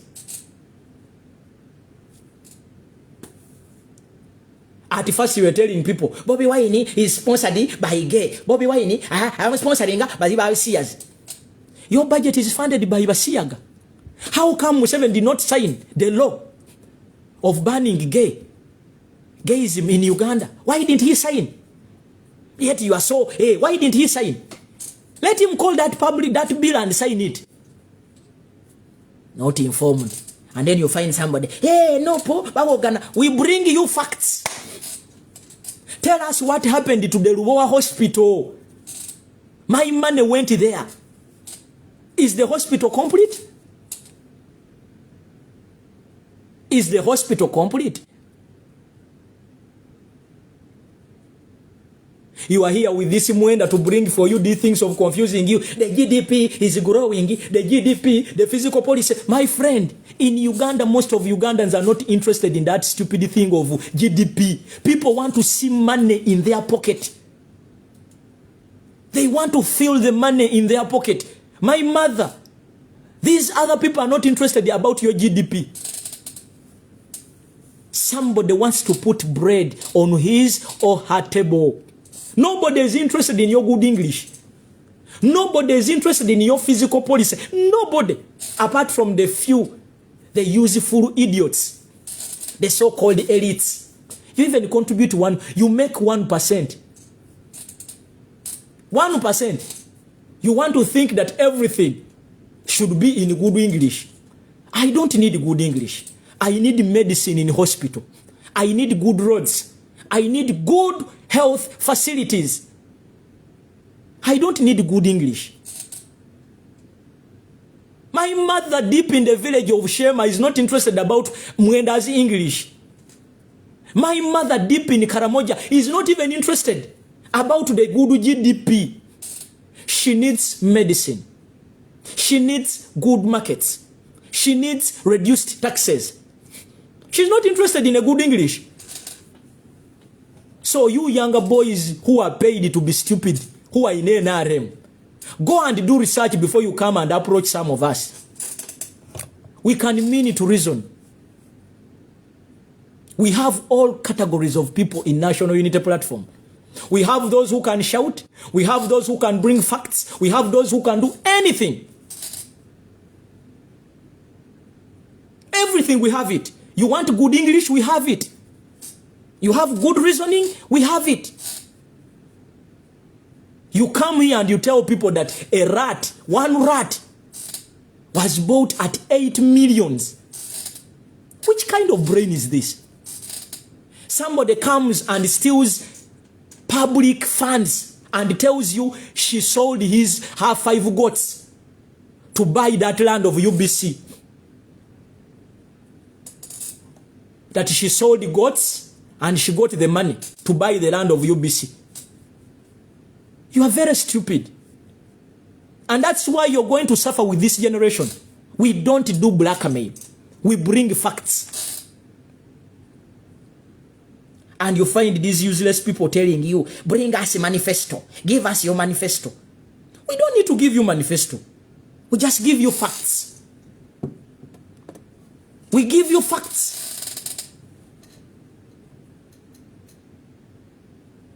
We give you facts. What happened to the Lubowa hospital? What happened? How far? And the hooligans are going to take over this country. That's why you even fear them. You fear them. You fear them. And the hooligans are the majority. Remember that. The hooligans are the majority. And when they take over this country, you will know that they have brains. Because if cattle keepers like you can sell our country, if cattle keepers like you can design for us national IDs with expiry date in our country, a refugee to design for you an expiry date identity card. What did you come with in Uganda? To design for us an ID which has an expiry date. What did you come with? You who came with nothing. Cattle keepers. You are just smelling cow dung. You came with nothing here. You are refugees in this country called Uganda. If you have ruled this country for 40 years, then how do you tell me that a citizen cannot be in charge of this country? You find a fool telling you, Baganda are hypocrites. They brought you here. What is your percentage in Uganda? And the percentage of Baganda in Uganda? If you say you are very powerful, why are you guarding the Kabaka of Uganda with guns? Why when the Kabaka spoke about land, why did you hurry?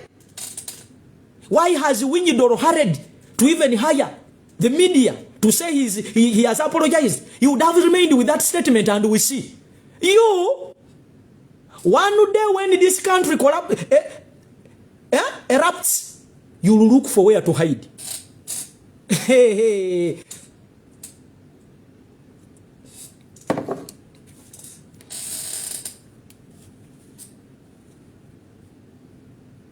You are joking. You are joking. And let me tell you, you have no monopoly over this country. The way Museveni came, nobody expected him. So don't sit there and say, Mumuli bachitalo nnyo. Muganda wange ebintu bikyuka. Nsaasira nnyo abantu abalowooza nti Museveni bw'avaako muhooza addeko. Munnange ebintu bikyuka. Bwe bakutenda okudduka tosula toyita woosula. Muyinza okulooza muli b'amaanyi leero. Bwe bakutenda okudduka tosula toyita woosula. Muli batono nnyo. Nze nali manyi temutya. Era wano mba muvuma Abaganda, mubavuma ne mubateeka wali. Kiki ekibadde kyetonza Winyiddolo nga w'amaanyi nnyo. Mwali mulese biirwe y'okubba ettaka yakomawa. Lwaki temwagireeta? Lwaki beene bwe yayogera naga nti ettaka tewaba muntu azanyira ku ttaka? Lwaki mwadduka? Kamba buulire. Bwe bakutenda okudduka toyita osula. Toyita osula. Muri batono nnyo ate muri batitiizi nnyo. Muri batitiizi nnyo. That is why okumanya muri batitiizi abagezi bakitegedde. Tumukunde mwamulide statement yakoze yagaye bannange mwegendeze ebigambo bye tuogera. Oyo wa munda. Gwe mbulirayo omuntu yenna ali munda asobola okwogera ebyo ebyekisiru. Batumukunda abali munda, abali kumpi ne center of power tebabyogera. Omanyi lwaki tebabyogera? Tebalina mundu. Tebalina babakuuma. Tebalina ba SFC. Bayina buli kimu. Tewali muntu alina audacity kugamba mbu tewali gwanga lisobola tewali gwanga lisobola kufuga gwanga awatali mmwe. Tebakulimba. Ate winyidoro twetaaga public apology. We need public apology and you will do it. I can assure you, you will do it. And Ugandans, I call upon you people to push for that public apology on camera because Winyidoro did that on camera. Mwefuula nti muli b'amaanyi. That is why mulowooza muli ba kitalo. Museveni yajja tewali amusuubira nti ali kulembera eggwanga lino. Kati ekyo kikutegeeze nti tomanya kigenda kubeera woncha. That is why nze mbeera wano nenjogera. Kubanga nkimanyi tosobola kubeera smart forever. You cannot. And I can assure you, change is inevitable. Nze nali manyi muli b'amaanyi. Nali manyi muli b'amaanyi. Why do you fear? Let's go that way and we see. Tugende kweyo page tulabe. What percentage do you make in this country? I want to challenge you. If this country went into turmoil, how many people will stand with you? If this country said it is going to go in turmoil, I want to ask you, how many people will stand with you? You will remain alone. Nobody, I repeat, nobody will even stand with you. That is the dangerous thing you are not looking at.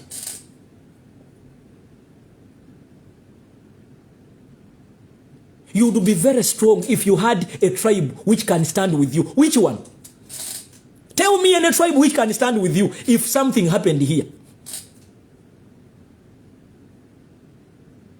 Just tell me. You don't have even somebody you can run to. You will not hide in Ibagisu, they will deny you. You will not hide in Ibaganda, they will deny you. You will not hide in Ibacholi, they will deny you. You are always here speaking rubbish. Bobi Wine, talina manyi. Bobi Wine, talina influence. When he's just going somewhere, you follow him with the tanks and the tanks and the tanks. Somebody who is not influential, why are you following him?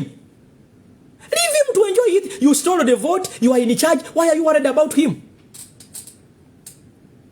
That shows the kind of panic you have.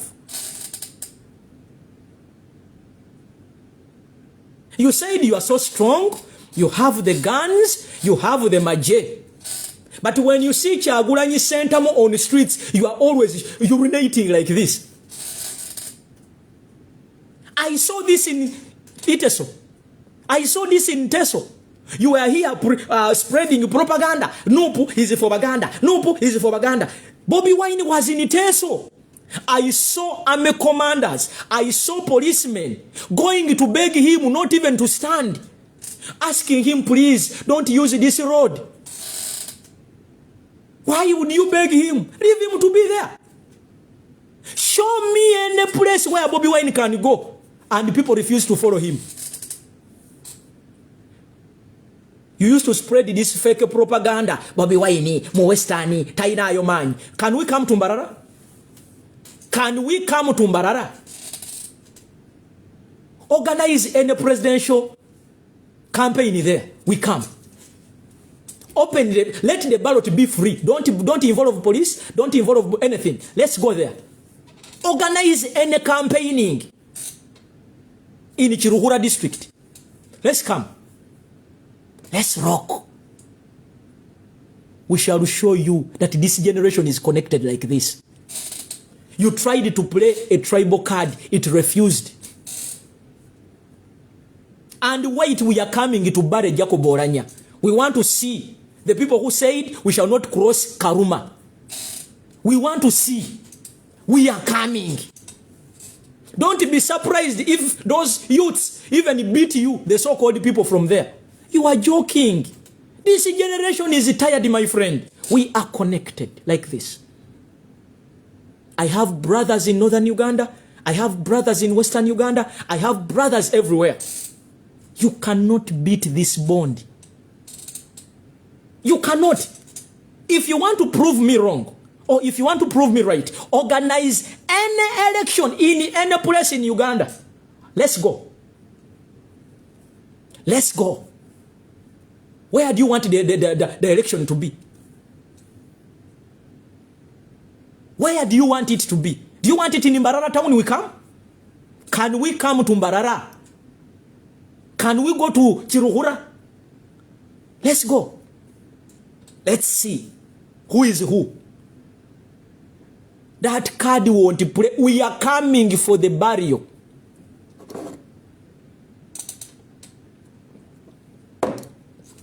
We are going to prove you that you can do nothing. We are coming. We are coming. And we shall cross that Karuma. And we shall reach on that barrier. And the people will stand. And the youths will clap. You are joking, my friend. In the diaspora, you have no support. On social media, you have no support. You are on borrowed support. You are on borrowed support. The country you're trying to push yourself on, people are tired. You have been in existence for so long. Sometimes when you become a problem, you need to step aside. I want to challenge you. Let us go anywhere. Be it in northern Uganda, be it in western Uganda. Please, can we have any presidential campaign anywhere across Uganda? Let's go. You have the support. Noop is for Uganda. Let's go. Where do you want it? Right now, you should even thank Bobi Wine. He has not even said anything that he wants to sing. The moment he mentions that he's going to have a show, COVID will increase. Bombing alerts will increase. Diseases will increase. National Road Authority will start constructing Busabala Road. You are very stupid. You are lucky. He has not even said he wants to go and entertain his fans. That day COVID will increase. That day they will start even constructing Busabala Road. They will say, we are going to construct this road. Right now, he has not even said anything. He's the topic. If you hear that he is coming to come to Western Uganda, DPCs of almost 10 districts will be there. You know, Chagulanyi, you know, please, you know, you're going to cause people a lot of jamu. You know, a lot of jamu. Oh no, please don't pass in the town. Why are you worried? You have the maje, you have the tankers, you have everything. But you sleep on wunkenke. Musura kubunkenke. When he says he's coming to Mbarara, you will start deploying 1 week. And if you just listen, if he just comes and says he's in Mbarara, you will see. Tanka, Mamba, Wati. Why are you worried? They don't change a country in Mbarara. Countries are changing in Kampala here. And this is where we are going to be.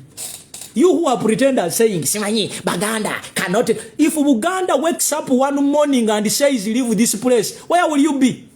All your houses are here. All your children are here. All your properties are here. Everything is here. Where will you go, you fools? You need to be humble. You know that you're not the first and you're not the last. Simwe musose. Ate simwe mugendo kusembayo. Buli government ebeerawo negenda. Era namwe mujja kubeerawo mugende. Temusobola kwata budde. You can have the guns, you can have the authority, temusobola kwata budde. Obudde kikulu nnyo.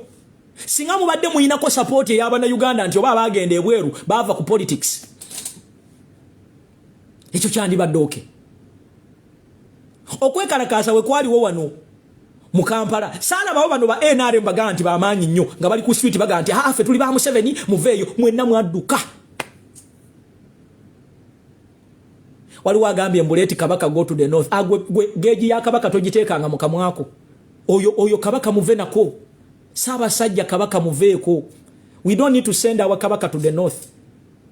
Kyagulanyi ajja. His Excellency Robert Kyagulanyi Ssentamu, the elected president, he will be coming to northern Uganda and it will be massive like this. Do you want to bet? I need to eat some money. Who wants to bet? Do you want to bet? Who wants to bet?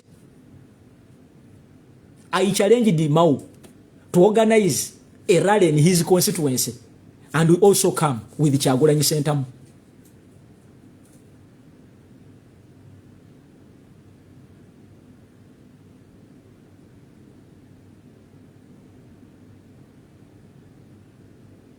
Organize. Organize. Let's come. My friend, we can even go in Rwanda and organize a show and call people to listen to us. You are joking with the Kyagulanyi effect, my brother. Ho ho! Go and ask Museveni, is the one who knows how this gentleman has dismantled his plan of ruling us for 100 years. Mama. Do you know what it means? Going to Luwero, where Museveni used to brag that he is his maker. He didn't even score.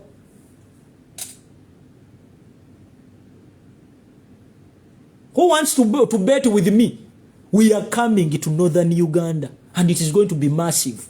Actually, the people in northern Uganda are going to guard Kyagulanyi more angry than even any other person. My friend, he's called Bobi wine. The wine. The generational leader. The flag bearer. 40 years. Very young. 40 years. 40 years. A president who knows how to dress up.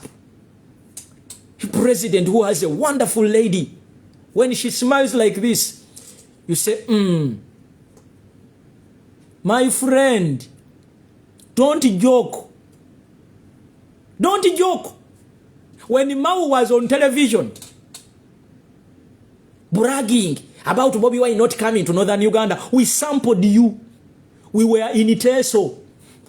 All the young people left the barrio and they followed the gentleman. We are coming to Acholi and we shall receive what they call a heroic welcome. You will be shocked. I will be here to remind you. I will be here and make sure you be here so that you don't hide, because I will remind you. Make sure on that day you don't hide. I will remind you. We are coming for the burial. Unless otherwise. But we want to see these pretenders telling us you cannot cross Karuma. Who are you? Who are you to tell Kyagulanyi Ssentamu not to cross Karuma? The most loved gentleman? The generational leader? We are coming. Let us see the power of all MPs from northern Uganda. We want to see. My brothers and sisters in northern Uganda, let us build this thing. Let us prepare. Oh! You don't know the person you are talking about. He's called Kyagulanyi Ssentamu. His Excellency Kyagulanyi Ssentamu, omwana w'embogo. Somebody who can go to Mbale without even making any announcement. And the streets are full like this. He goes to Mbarara. Our brothers and sisters there say, oh, twamureba, twamureba, twamureba. Twamureba, omubanda wa kabaka twamureba. Hey. You are joking. This one, Kyagulanyi Ssentamu, he will make you run mad. By the way, he's not on borrowed support like Muhoozi.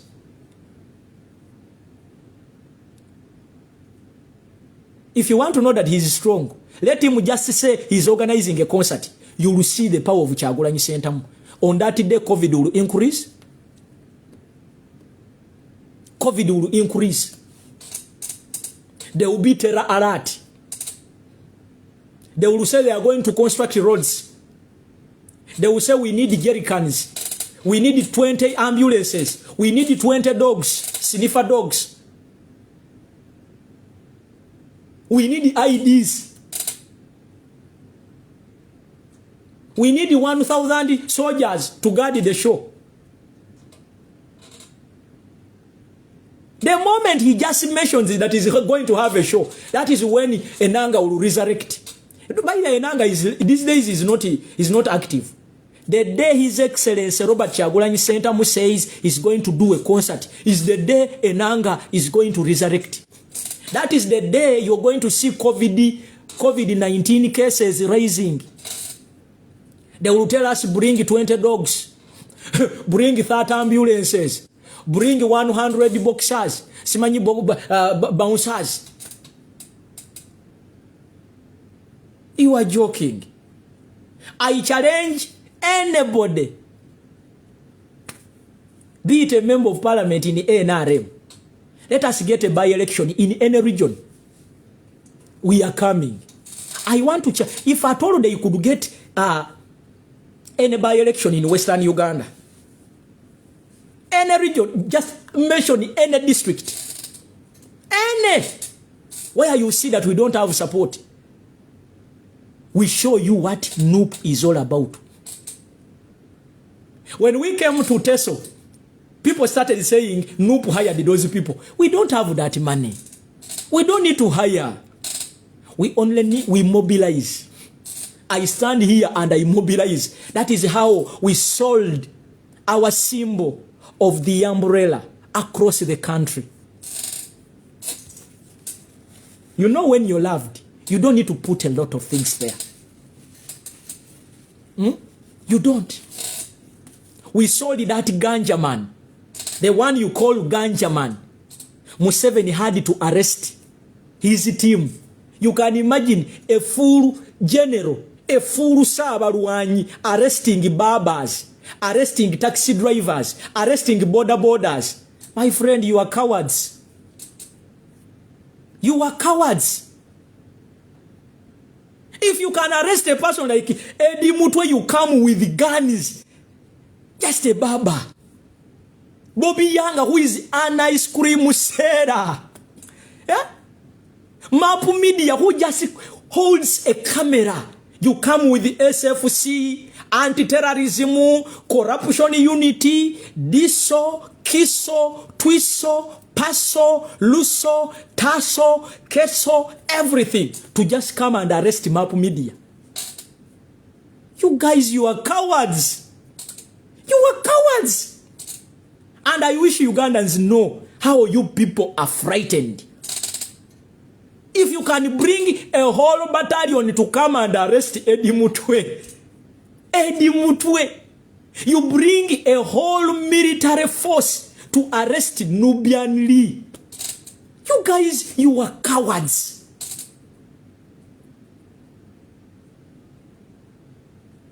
You are cowards.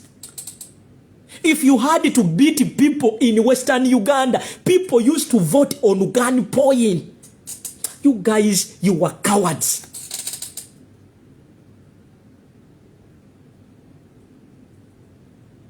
You are cowards. I don't even know where you stand and start speaking. You come to arrest Bobi Young with a lot of military. Why are you frightened? You just come to arrest 1 foot soldier. You come with guns like this. Why don't you summon such a person? Do you need to bring guns to someone, a person like Eddie Mutwe? You know he works from there in town. Do you need a lot of guns to come and arrest Nubian Lee? Do you need a lot of police to come and arrest Segirinya? Segirinya. You deploy like this. Segirinya is going to court. He's even on handcuffs. And you bring a whole battalion? You guys, you are cowards. You are cowards. Muri batitizi nnyo. Era mwe banna Uganda abatamanyi ekyo mukirabireko nti bana abasajja batitizi. Segirinya to appear in court. You deploy almost 20 patrol cars of police. 2 people. To arrest Eddie Mutwe and just 14 people. You bring a whole battalion. A whole battalion to arrest Eddie Mutwe. To arrest Bobi Young. To arrest Mapu Media. To arrest Lukman. Muri batitizi nnyo mwana. Mwatya. What if they had guns? What if they had guns? You arrest people that they 20, 30 people. They were caught with 1 bullet and 1 magazine. Are you crazy? Now you have arrested these people, these young people, the machetes, for almost 1 year. 1 year. You are telling the world that they were found, they wanted to remove the government. You people who have guns, who have everything, you are just scared of these people, these boys. What if they had guns? You are cowards, mwana. We shall always tell our children the way how NRM was a hoax. You built your party on propaganda. But these boys have exposed you. You cannot say Bobi Wine is not powerful. When he's just going for the burial, you deploy almost 20 RDCs and 10 DPCs. See what was in Kayunga? A position of LC5. Museveni had to go and sleep there. The whole electoral system of Byabakama had to go for a position of LC5 in Kayunga. A whole battalion, a whole government had to go there. Mutia, you guys, you can fear. You guys are cowards. Muri batitizi nnyo.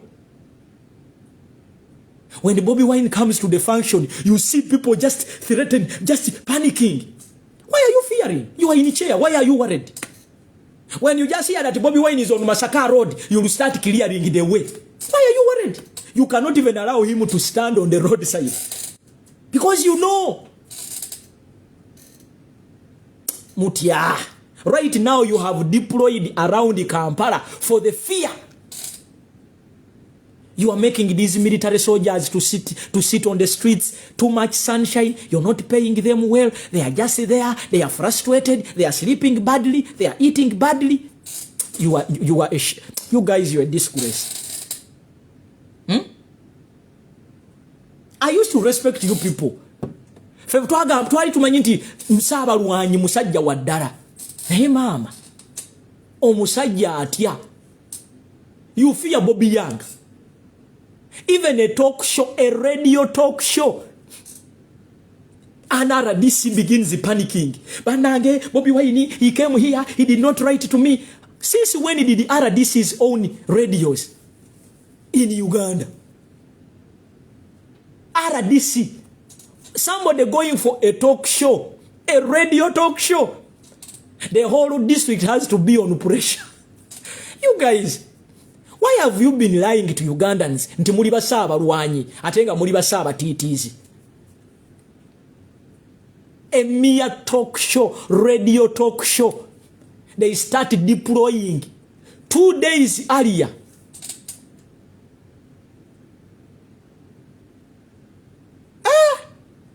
Ruhanga wanje. Aibambe.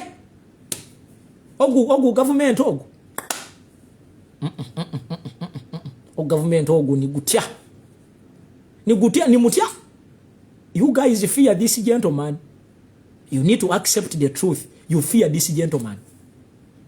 You know there is what you call accepting the truth. You lose nothing if you say butufu akasajja katulebya.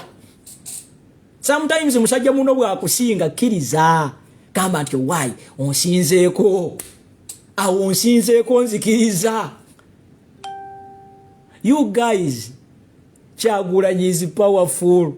Kyagulanyi is a sword.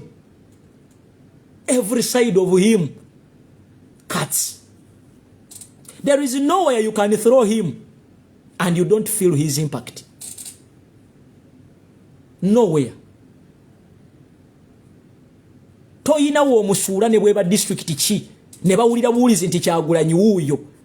My friend, you such a person, you just need to touch him with carefulness. There are two people you don't joke with in Uganda. There are two people.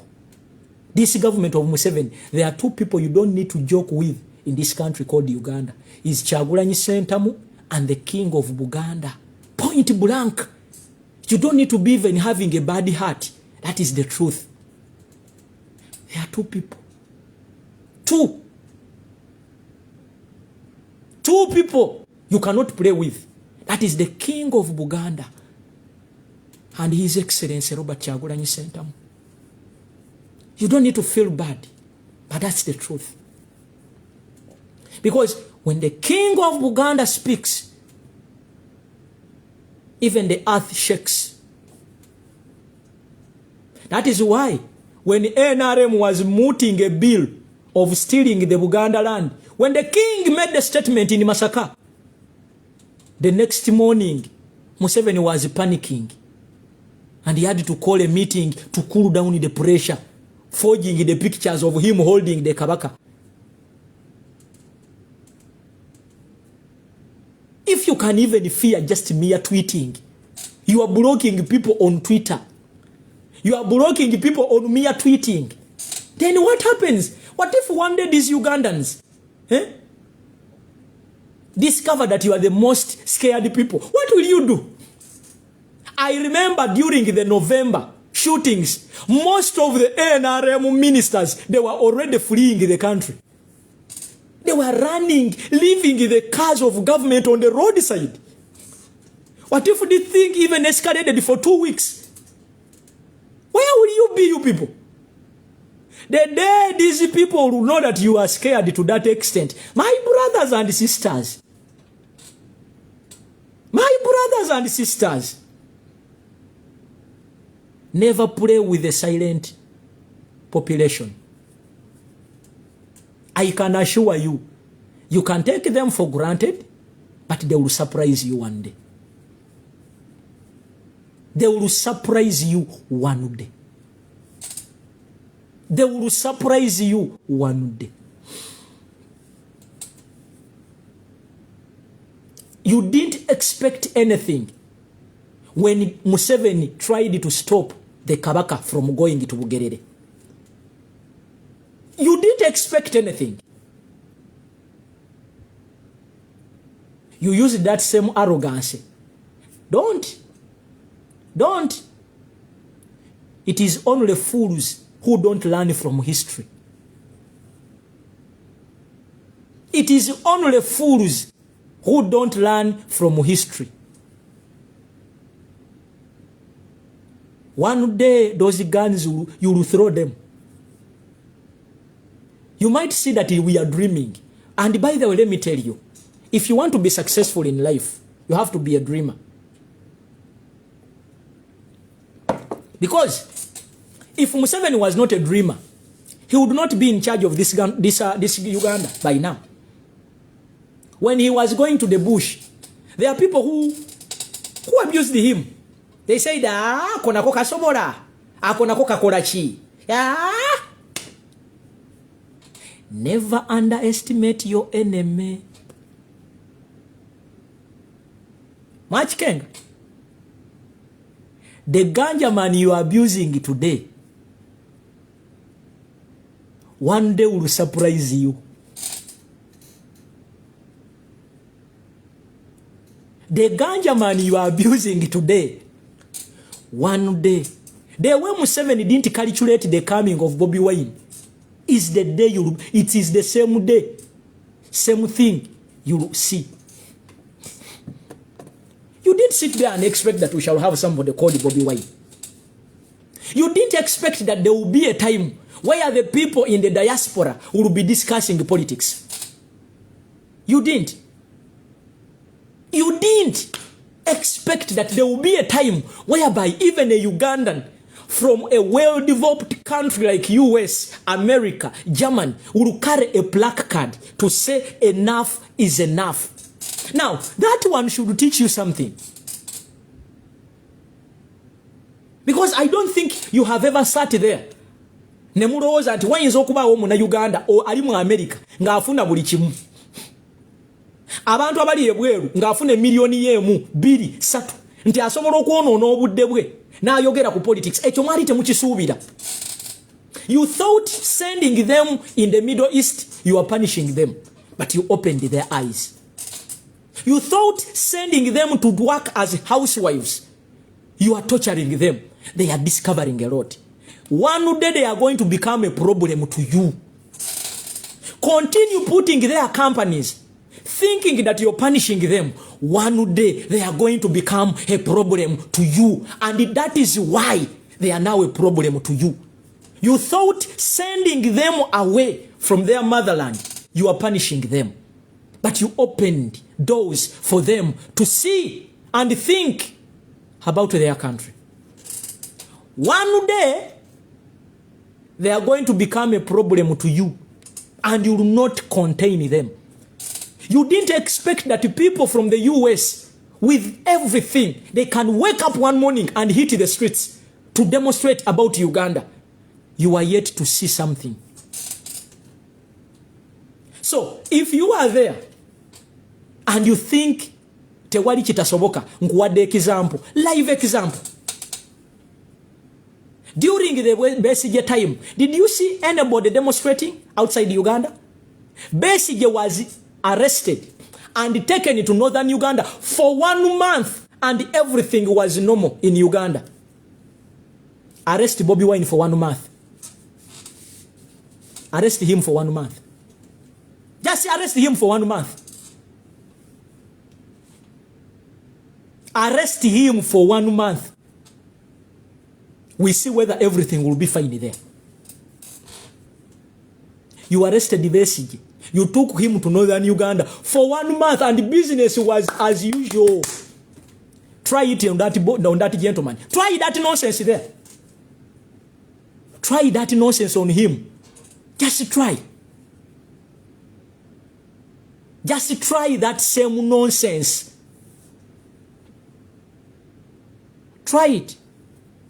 You have the guns. Try it. Just try.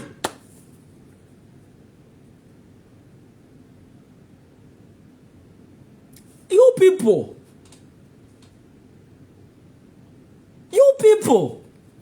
today you are in power.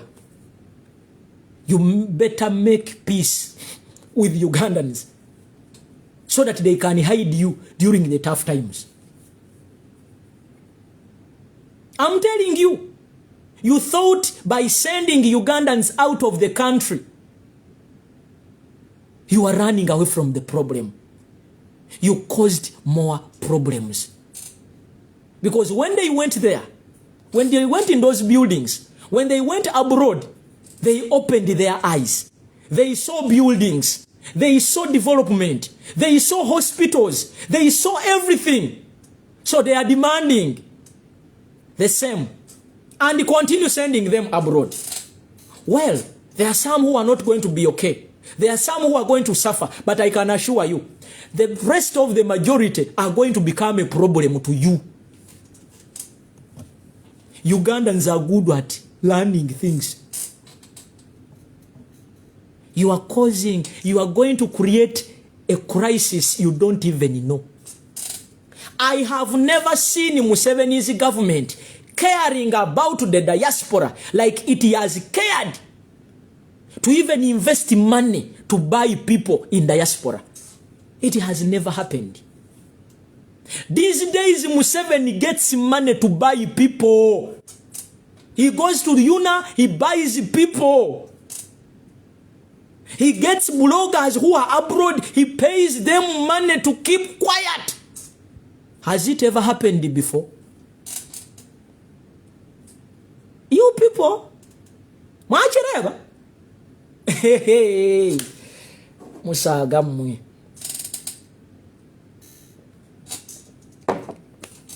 Muloza mwakola nnyo kubabonyabonya bagoba mu Uganda. Mwaba wa chance bavumbule ebintu bingi nnyo. Be mwali muloza nti bagenda kola bwa kadama. Balabe ebintu. Balabe motoke ennungi. Balabe enguudo ennungi. Balaba amalwaliro amalungi. Balaba police we responding ku kizibu. Balaba omuliro gubeerawo second buseke. Ebyo babiraba ate bigenda mu mitwe gyabwe. Mugenda kutuuka ekiseera nga temukyasobola containinga kye mwasiga. Mwete mwebuza lwaki obukyayi buyingidde nnyo mu bannayuganda. And let me tell you, mujja kutuuka ekiseera nga ne bwe mufa emirambo mugiziika mu nkukutu. I have told you. Mwakwata Besigye ne mutwala ne musibira eggulu mu Northern Uganda omwezi mulamba. Business was as usual. Mukigezeeko ku Kyagulanyi tulabe. Mukigezeeko. Mukigezangako. Baba wana mukigezangako. Era muri bageze mumuvuga mumuza waka. Muri bayaye mumuvuga mumuza waka. Amu musibe yennaku 3 nya 5 mwezi. Olunaku lumu mugenda kuzukukanga n'enguudo gye muyita tezikyaliwo. Wanudde. Olunaku olwo. Naba abasirikale be mulowooza nti bammwe mujja kutya olunaku lumu nga bagamba bana Uganda mufulume mweyiwe ku nguudo mugende.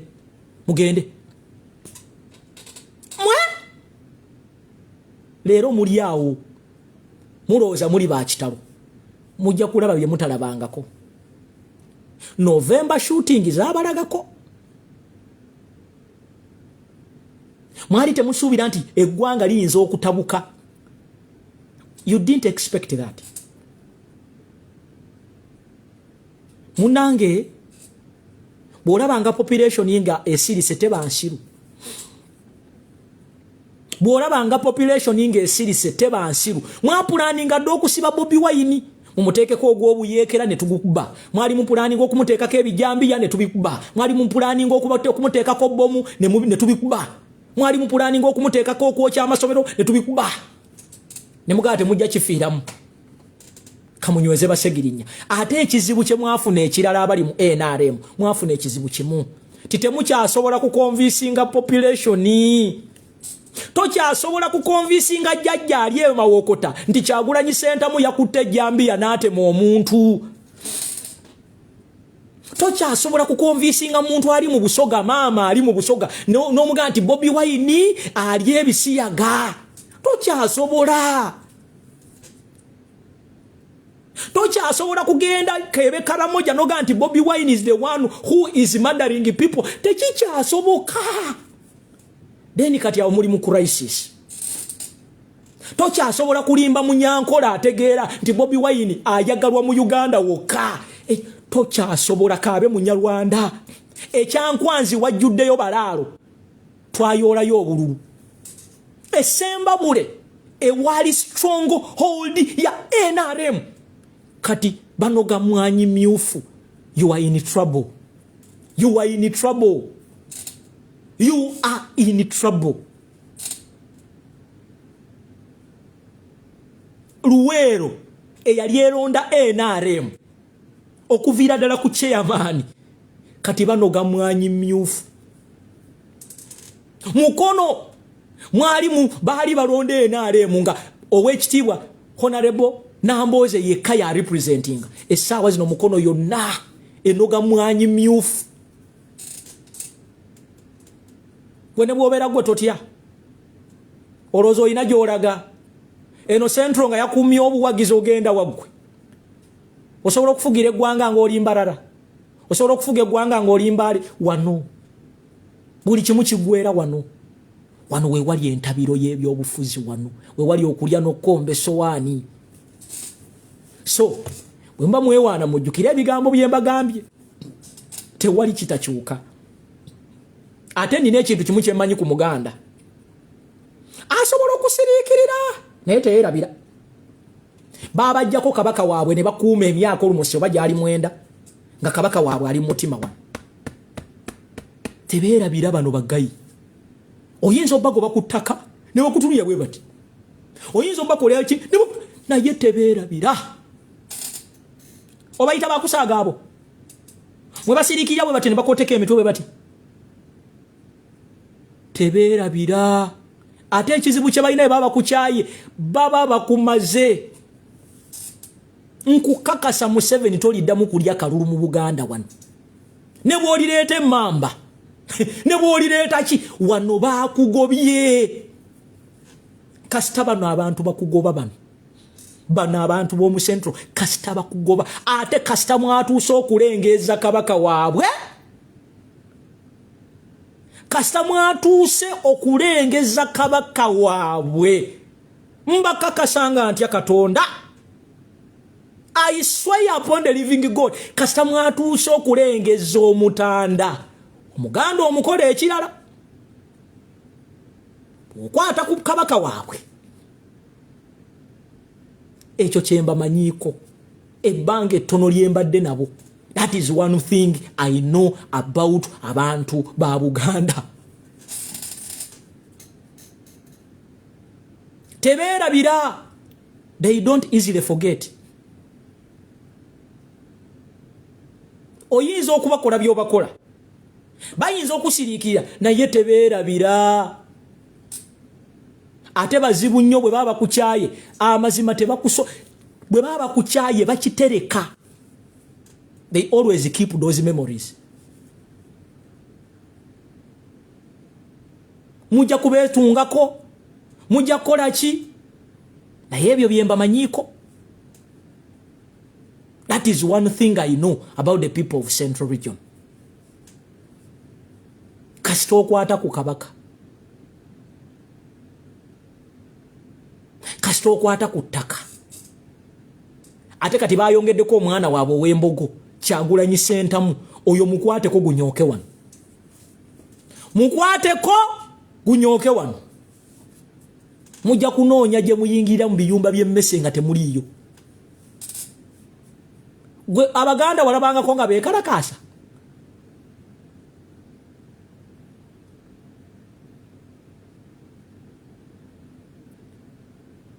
Goza lwaki bazuukuse. Eruwero Museveni yali afunayo 90%. Asobola okuddayo n'alondayo yadde 60%.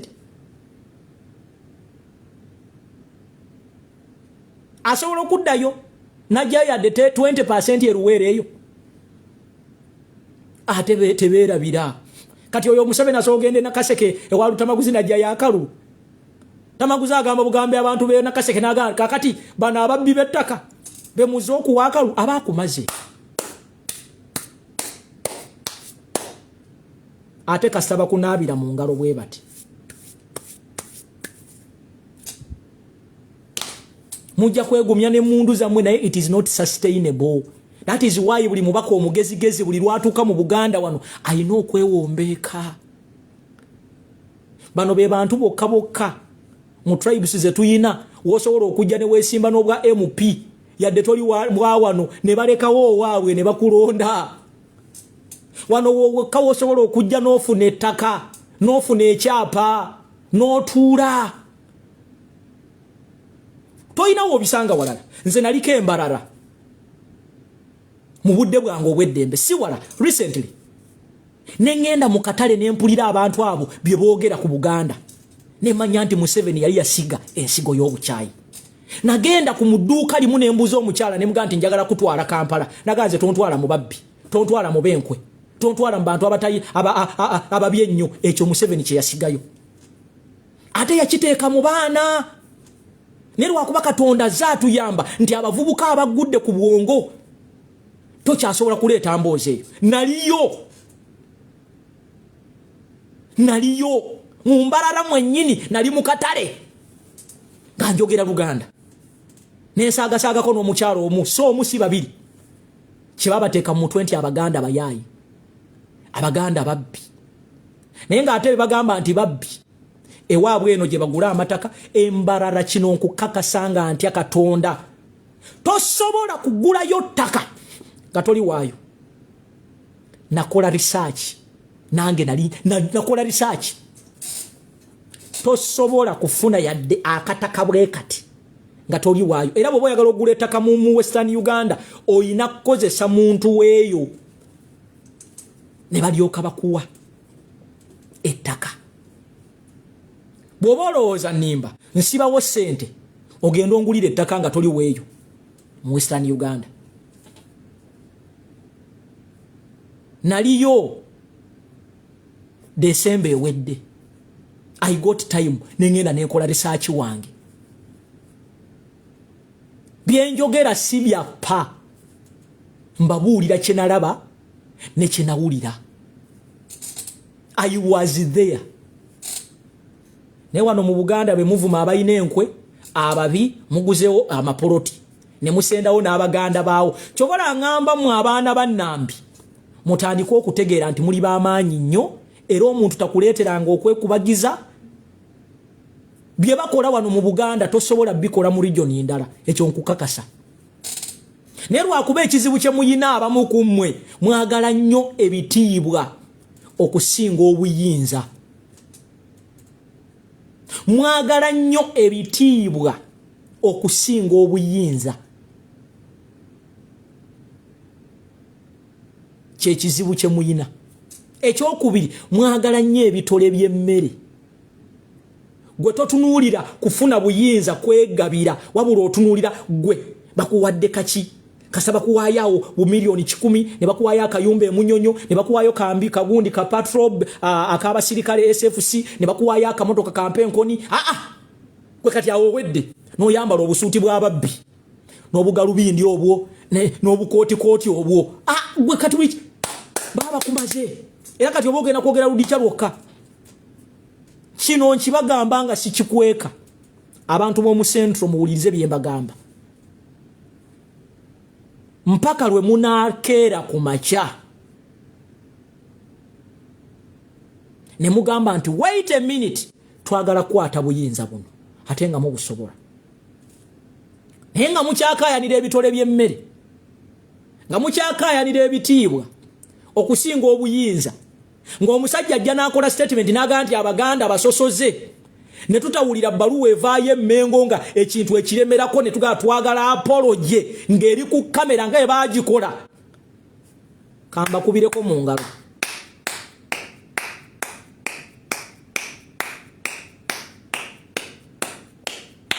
Mujja kusigazanga kuwerekera abantu ku nnyimbe na kukudaala. Ako nkabawadde. Era njagala okatwale si mu kukunyooma si mu kujerega naye nkubuulira amazima naawe oddeyo weebakuga nti wait a minute oyogedde ensonga. Paka lwe munaava mu kulwanira ebitiibwa ne mugamba nedda katukwate mu kintu kino ate nga mukisobola bulungi nnyo. Gwolooza ba Museveni abatufuga bajja naki? Museveni agamba ava mbarara. Embarara yafunayo obululu bumeka alyoka ajja akwate muntu. Gwoze embarara wali abantu bameka. Western Uganda ozeyina abantu bameka. Gwokimanyi nti mu Western Uganda muri mu district nga teweza yadde abantu 10,000 naye ng'eyina MP ne bakutemera Shema North, Shema East, Shema South, Shema East, Shema Nunu mu Kampala ne bakuwa Wakiso omanyi abantu berimu ne bagamba nti muvaamu omubaka omu. Nogende Rukunjiri East, Rukunjiri West, Rukunjiri South, Rukunjiri gundi. Goza bayina abantu bameka. Gwolooza bayina abantu bameka. Gwokimanyi nti mu bitundu ebyo ng'ovudde wane embarara ebitundu byonna bine ebisigadde ennyumba ne household ziri dispersed ziri bakiyita batya ziri zesudde akabanga nti bw'osanga ennyumba wano eddako oyinza ogisanga nga oyisewo gundi. Ne bakugamba bafuna ababaka 230 mu Western Uganda muvaamu wavaayo ababaka 230. Wakiso yokka erimu bu district bw'omu Western Uganda obulala nga 5. naye muvaamu omubaka omu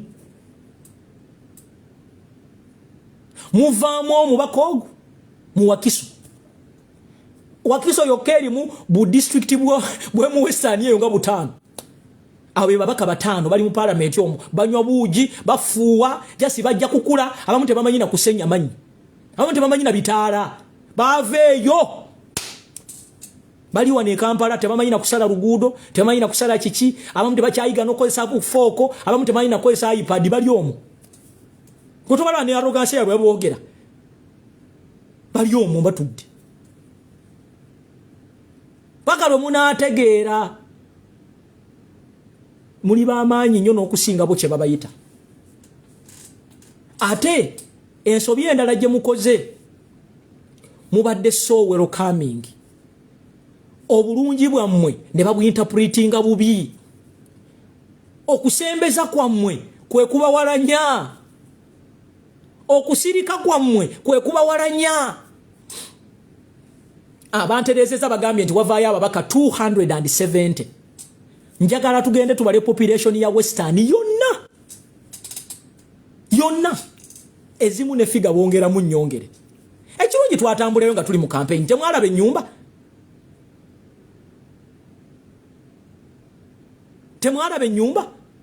temwalaba amayumba bwe gekasusa amabanga eyo wajjuddeyo just farm teri bantu naye wavaayo ababaka 270 MPs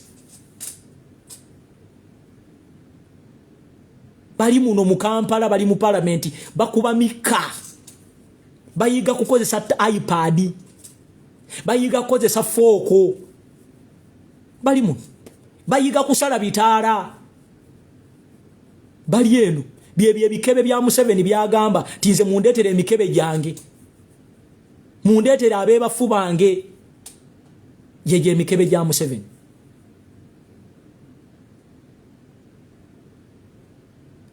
abantu b'omu centro mu mwaleeta abasajja ba ne mbawa buli kimu ne mbawa emmere ne mbawa amayumba ne mbawa abakyala ne mbawa emmundu ne mukola olugambo mulaba kye babasasudde oli naayimira akaana akatone kayimirira olw'okuba kayina emmundu kalyo kaga tonyumiza kasasiro gamba yata kavubuka ne kajja ku kyalo ne kasenda amakaago n'ebijja byewammwe abasajja bano bajooga baddaaki eyo message gye mbadde nayo bannaye gye njagala obbalekera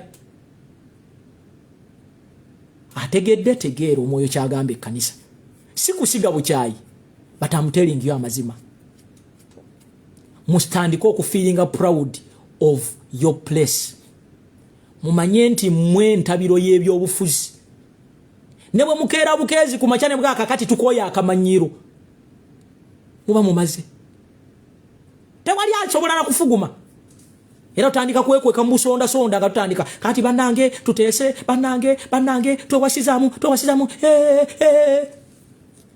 naye obuzibu tuyina abali b'emmere tuyina abalwanira ebitole by'emmere tuyina abaagala kabangaliza poliisi tuyina abaagala mpenkoni abali b'emmere abali b'ebitole by'emmere muyina okuba identifyinga mu bajjemu muyimirire tuyimirire muve mu kunyumyanga emboozi kusimanyi olujja obunaku lwemala simanyi akanaagirya tekawulira ng'ombe simanyi mpola mpola kwe kutuuka ewala bano ebyo tebabinyumya naye saazo bali mu kufixinga abaana baabwe abavubuka buli wantu wonna muve mu mboozi muve mu ngero simanyi tutambula mpola tutuuka wala simanyi ettaka terisendyo ka simanyi biki simanyi bwe tugenda bwe tuti naazi kuno bano tebyo tebabiina naye tebayina ttaka lya muntu lye balese tebayina bijja by'abantu bye balese tebayina bano tebakwacha wali owuliddeko nga bakwacha bano tebakwacha bano naye babbye buli kimu ky'omanyi wano. Babbye buli kintu. So abantu bawano nga naffe twegattiddwako ffenna bannayuganda abaagala enkyukakyuka tukkirize twegattire wamu tulwane. Naye ate temuddangeeyo ne mugamba abaganda tebasobola kukulembera ggwanga. How? Tewali ggwanga litasobola kufuga ggwanga lino. Naffe abagisi tusobola, n'abasoga basobola, n'abanyankole basobola. Tewali muntu akulimba ntasobola kufuga ggwanga lino. Kabaka yafugako Uganda eno. Era njagala muddeyo mubale mu period gye yafugirako eggwanga Uganda oba mwalingamu obutabanguko. Tewali ggwanga litasobola kufuga Uganda. Okufuga eggwanga tolyetikka ku mutwe. Tositula Uganda n'ogiteeka ku mutwe. Okukulembera eggwanga obeera n'abakuyamba. Uganda tosobola kugyetikka ku mutwe n'ogamba nti ogenda gifuga. Obeera n'abakuyamba. Your work is to do what they call supervisory role. Buno obujjano obuvubuka buno obweyogeza tebasobola. Zeze ntara hamwe ze mwasembeza wane zimanyi nti singa mukwata obuyinza mugenda tandika ozifunanga okuzibuuza gundi wavaawa. Gundi bw'oba oli refugee olina okubeera n'endaga muntu eraga nti oli refugee. Tumanye we tukwawulira ku muntu wa bulijjo. Tubakolere concentration camps yadde tubalabirira naye mubeere wali temuvaawo. Muwulidde? Yensonga lwaki buno obuvubuka bujja ne bukomentinga ano. It is because batya enkyukakyuka bakimanyi. Bagenda kubabuuza amataka mwagajjawa, ennyumba zino mwazijjawa, buli kimu mwakijjawa, naye temufaayo. Change is a factor of life. Oba weetuli oba tetuliiwo, change is a factor of life. Ate kitukoze bulungi nti Museveni talese legacy. Museveni bw'afuumuka bw'ati n'ava mu bukulembeze be bagenda okusooka okwekuba amasasi abo bennyini. Gwoza Museveni akyalina emyaka 10 wano, myaka 10, myaka 2, myaka 6, gwoza akyagiyina. Oyo n'amala akutuka wano bw'ati oyinza okutya. NRM ye kyasinza okubeera disorganized. Eyo gye mula. Oyo omuzeeyi waabwe n'amala agira bw'ati n'asikawo oyinza okutya. So temweraliikirira. Ekikuta obudde waggulu eyo kijja bbuta. Ekyo temukyerabira. Keep on doing what you're supposed to do. Keep on doing what you are supposed to do. Kola ky'olina okukola. Gwe keep on doing what you're supposed. Towuliza muntu agate mwina kye musobola muwogana buwoganyi. The mere fact nti bajja ne bakuwuliriza ng'owogana kiraga nti olina impact. Oli bwajja n'ogaa nti ne bw'otweeting nga tewali ky'ogenda kola. The mere fact nti akyogeddeko nti Twitter zammwe tezikola, it is an impact. Oli bwajja n'agaa nti muwogana buwoganyi ebyo mu demonstrating nga mujja mubikolere wano e Uganda. The mere fact nti akyogeddeko nti mu demonstrating eyo tebikola, it is an impact. Go on. Ekintu ekitalina impact tebakyogerako. Nabagamba oli bwakugaana ng'ekintu ky'oba okola.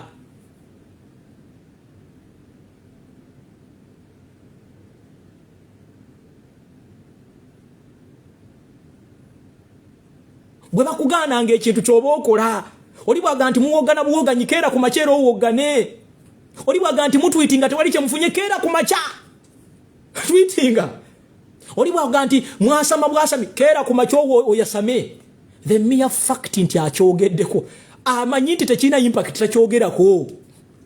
Bw'otyo bw'owangula omulabewo tomuwangulira ku kikya ky'ayagala obeere. Kyaleeta ky'okozesa. Bwe bakeera ku makya ne bagamba nti muwogana buwoganyi keera ku makya beera nga mulalu wogana. Gobadde tokimanyi nti n'okuwogana nakyo kirumya abantu bano omutwe. Goza tebandyagadde nze n'embeera ano nga ndi mu kweyambula. Singa mbadde njogera bya kisiru. Goza tebandi byagadde nga seogera ku bya Uganda. Bandi byagadde. Naye olw'okuba nti byenjogera mba nina bembuusa bate babyagala. Bwenziya ne nga nti tweetinga tebakyagala. Kubanga the more you tweet ne bwe ba tweet emu n'ogiteeka ku tourism ebe balabisa. ne bwe kaba kafaananyi kamu ak'okutulugunya bannayuganda n'okateeka ku Facebook kaba kabalabisa. Mukategedde ako? Mukama abankuumire wamma, Mukama abampeera ekisa. Tusinkane akawungeezi bwe naaba nfunye amaanyi. Mwebale nnyo ababaddeko, abatulabye. Musharinge video eno, abasobola okugiteeka ku YouTube mugitwale, abasobola okugiteeka ku page zammwe mukikole, sesina buzibu. So ekyo kyokka kye kigenda okuwangula Museveni. Kyakugamba nti tekikola ky'oba okola. Baga nti Facebook teyina makulu muwogana bwoganyi, keera ku makyo wogane. Baga nti ebyo bye mutweetinga bukya mutweetinga Museveni yali avuddeko. The mere fact nti boogedde nti bukya mutweetinga Museveni yali keera ku makya. Consistency is so important. Okulemerako kikulu. Museveni ng'agenda mu nsiko baamujerega. O president yaliko yamujerega. Naga tugenda genda mu nsiko tujja kalekayo be baasigalayo. Kwe baleke. Keep on doing what you're supposed to do. Demonstration togamba nte zikola. Keep on trying. Okutweetinga togamba nte kukola. Keep on tweeting. Okuemailinga tekukola. Keep on emailing. Tewali NRM tesobola kwagaliza kirungi. They cannot wish you well. Kubanga bakimanyi kiba kibakuba. Mukama abankuumire. Mweraba.